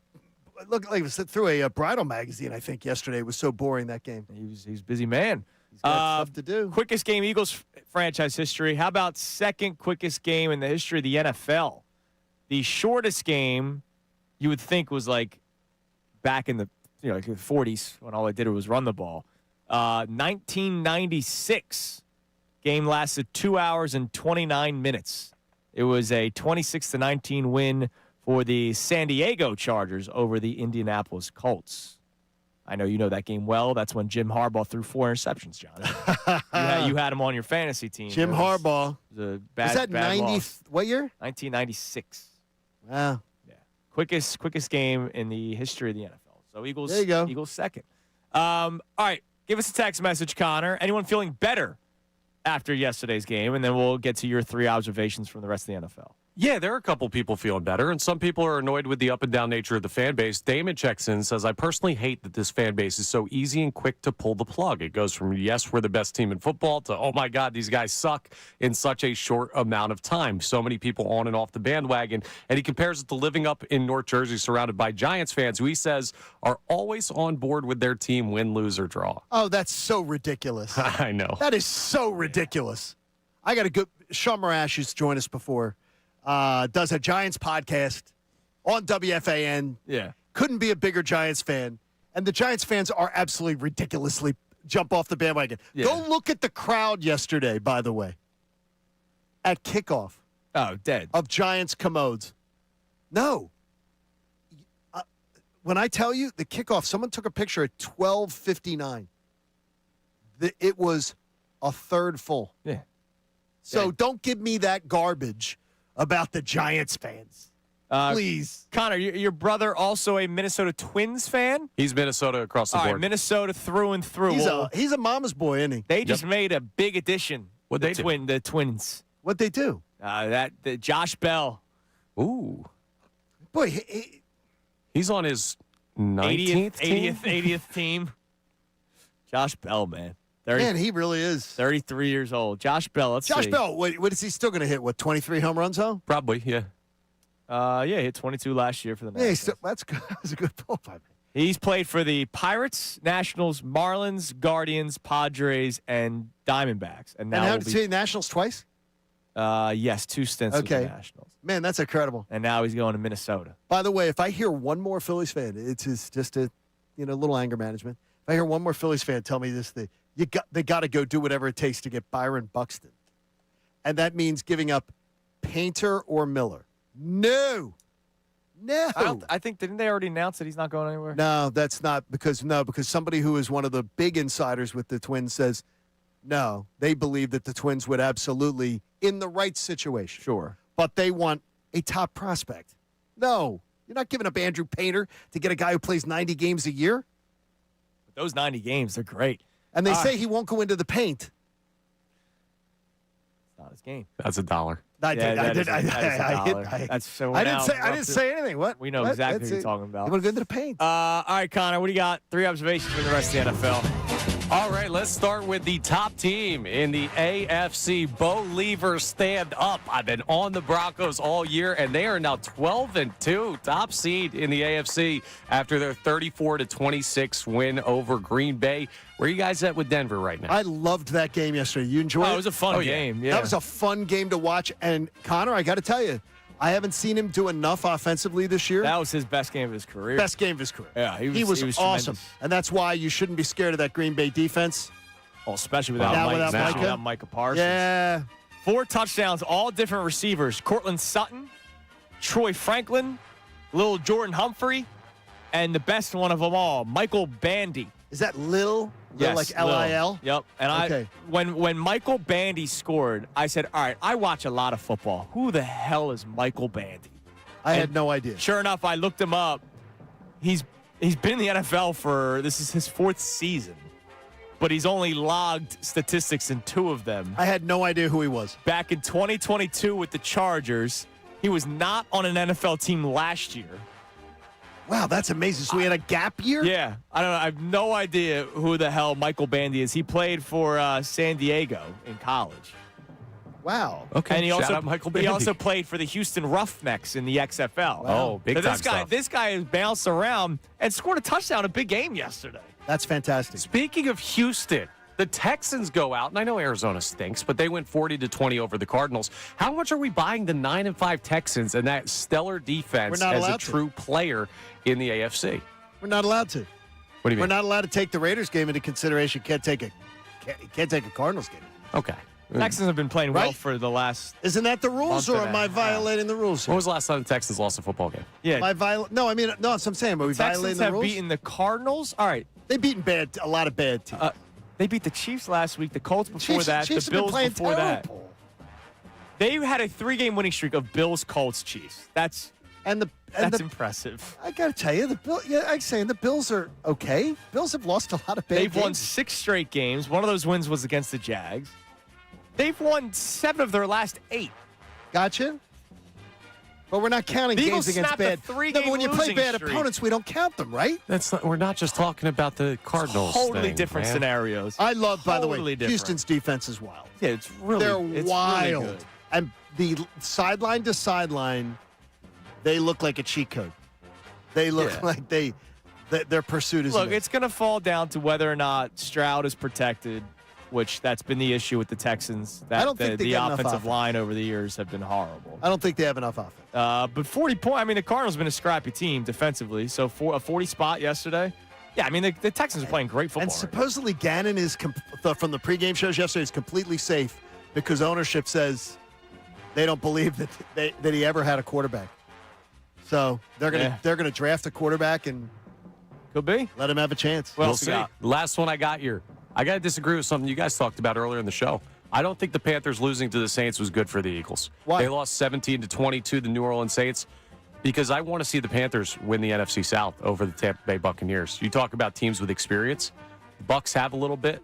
Panthers do not.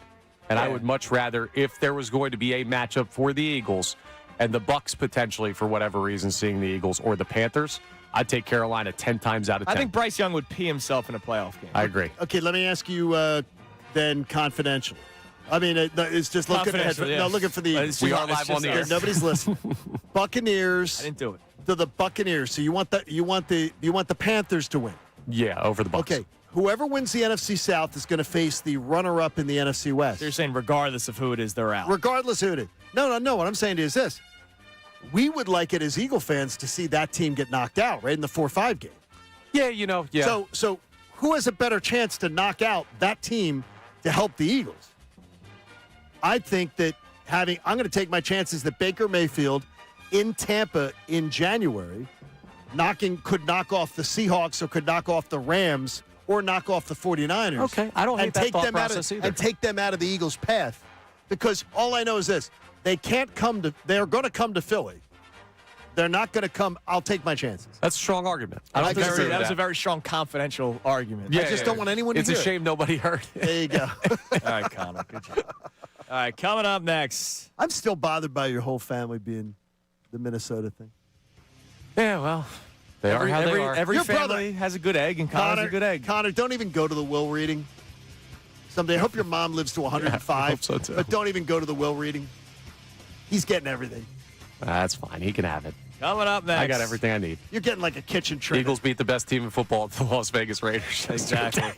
We get to look ahead a little bit because a win allows us to do that a little bit more. What did Vegas make of the week for the Eagles? That and more of your text messages on Kincade and Salciunas. Football Monday, 97.5 The Fanatic.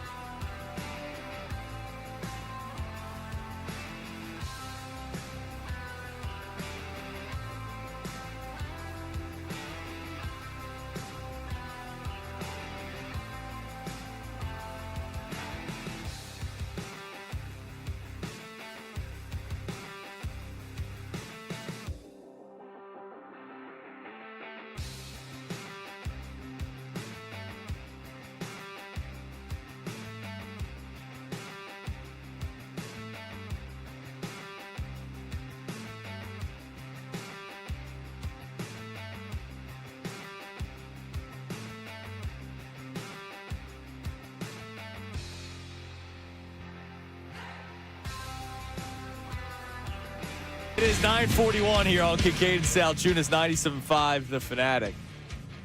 You'll hear it momentarily. Earlier today, so we have, the produced open at the beginning of every show, and it's usually our voices Tuesday through Friday. It's something that's clipped from the show that's played during the intro, but after an Eagles game, Matt Menarek gets Radio Man to record some things. Radio Man needs to be checked. I couldn't help. I couldn't get over it. I don't know what made me laugh more: Dylan singing "Santa Baby" or this intro that started our show this morning at 6:00. Now it's time to wake up. Kincade and Salciunas is on the air. Today's talk show for your morning drive. The Eagles finally ended their losing streak at 3, beating the Las Vegas Raiders. Does it mean they're back and ready to make that Super Bowl run? No, but it sure as hell feels better than a loss. Now they have a semi-short week as they... What the... Does it mean they're back for the Super Bowl? No, who got into... Like, who asked you? Radio guy. I loved it. Like, what is that? Well, of course you did, because it backed up some crazy opinion that the two of you are trying to have. It has nothing to do with my opinion. No, I did laugh. It has everything to do with me just cracking up. I laughed. I wasn't prepared for it. Like Radio Man needs a little help. I was just prepared for Eagles beat the Raiders. Does it answer all the questions? We'll find out this week, right? Yes, I expected it to be something. Well, I thought it would be more something open-ended. No. You might as well, at that point, someone listening to the show goes, well, let's turn it off then. It still wasn't better than this. Because I believe Santa baby, the slip a sable under the tree for me. I love Dylan so much, man. It was great. I was just talking to him during the commercial break. He got in his car. Right when it was going? Right when it was happening. That was so good. And then he was like, he said, I know I'm not a good singer, so I figured why not pick the most embarrassing song possible and not something more serious. And I said, you know what? I want you to sing Oh Holy Night. Oh, no. No. Either that or Joy to the World. Oh. I heard when we did our Christmas Carol trivia last week, Joy to the World is the most recorded, religious song for Christmas. Because obviously Jingle Bells is not religious. But so we could either get Dylan to do Joy to the World or Oh Holy Night. You guys can pick. All right, Vegas. Did they change their opinion about the Philadelphia Eagles? Kind of. Because other teams lost. So the Eagles, as it stands now, Johnny, would you guys like to take a guess where they rank? Super Bowl odds. So this includes Super Bowl odds. Both conferences. Both conferences. They're behind the Rams. Correct. They are behind the Seahawks. Correct. Broncos have to be ahead of them. Correct. Are they fifth? That's They are it. fifth. I was going to go fourth. There is one team ahead of them. And I mentioned it in my observations that he put his head on his pillow and he said, oh, my God, the boogeyman is dead. Josh Allen and the Buffalo Bills. They're third. Wow. Now, pedigree. Again. Wow. They don't have a pedigree. They don't have pedigree. Compare them to the other AFC teams. Yeah, but they don't have pedigree. I got you. Compared to the other teams. You're right. They have pedigree of going and losing. Right now, well, think about it. Here are your AFC teams. All right. 1 seed, Broncos. Okay. Still have not shown anything playoff-wise. No, none at all. 2 seed, Patriots. This version of the Patriots has shown nothing. Look at the quarterbacks. They have no pedigree. Right. 3 seed, the Jags. They have no pedigree. 4 seed, the Steelers. Rodgers has pedigree from a decade ago. Sure. And that's if they still win their division. Well, they got to win the tonight. Ravens are They got to win tonight against Miami. Right, which I think that they do. 5 seed, the Chargers. Justin Herbert's the opposite of his pedigree. His pedigree's pitiful. 6 seed Bills and 7 seed Texans. So to Connor's that's point, the only one that has any kind of resume of winning games. And Josh Allen has not lost a lot of. I can only point to one playoff game where I've ever looked at where I've gone to Josh Allen. I've gone, okay, he didn't play his best. Right. All the others, when he loses, he tends to lose shootouts. And it's to one guy. Right. It's to Mahomes. And the Chiefs are officially eliminated from the playoffs after their loss yesterday. Chris Jones found out about it during the press conference. Which is incredible. But so that makes sense for Vegas to put them there. The Eagles jumped the Packers, by the way. Packers are the sixth favorite. Once plus the Micah Parsons news. Right, that's a big changes part everything. of it. And the Eagles have already won at Lambeau, and they also lost their deep threat too, Christian Watson. Yes. So Watson and him. I mean, the Eagles beat them with both of those guys. Yeah. In Green Bay. Now, what's amazing after the Packers, the next 4 teams are all AFC teams: Patriots, Texans, Jags, Ravens. You don't get to another NFC team until the 49ers. So, the Eagles are in what we had the texter earlier saying they're in like the second tier of playoff teams. Yeah. That makes sense. They're not going to be the worst team going to the playoffs. Wait, what are the odds for Buffalo? Buffalo is plus 800, third best. And what are the Eagles? Plus 850? Plus 1,000. Plus 1,000? The Broncos are plus 950 in between the two of them. Interesting. Broncos could be at home that whole time. Could be. That is a great home field advantage, just 2 with the altitude. That's an interesting one. Yeah, it is. All right, what do we got on the text line, Connor, at 610-632-0975? We've got some people today that are just excited about what they saw. So this texter, Brian from New Jersey, says, "Morning, boys. Happy Victory Monday. Both the team and fan base needed this win. Defense did their thing. The offense finally looked competent for all 4 quarters. Go Birds." Yeah, I'd like to hang out with him. It was nice after the Eagles game was over very quickly, watching the remainder of the 1 o'clock games like, all right. Yes. And then the 4 o'clock games just being done, right? Settling in. Coop and I were playing Army Men, right? I had the red zone going on. There was in the background. And there were so many wild things going on at the 4 o'clock game. Oh, yeah, no, the weekend slate, wild. we talked about it on Friday. We were blessed by the weekend slate, and the Eagles did us a favor by ending it even quicker. 2 hours and how long? 2 hours and 31 minutes, was it? Yes. And then we were able to watch the remainder of the 1 o'clock games before locking into the 4 o'clock slate. It was tremendous. And this Thursday, you keep on talking about it, Rams Seahawks. Like, we have another great weekend ahead. Rams Seahawks Thursday night, you got to stay up for. Like right now, plan on it. You must stay up for it because Count on it. It is critical. It's critical to the Eagles' entire playoff dominoes. Watching what goes on Thursday night.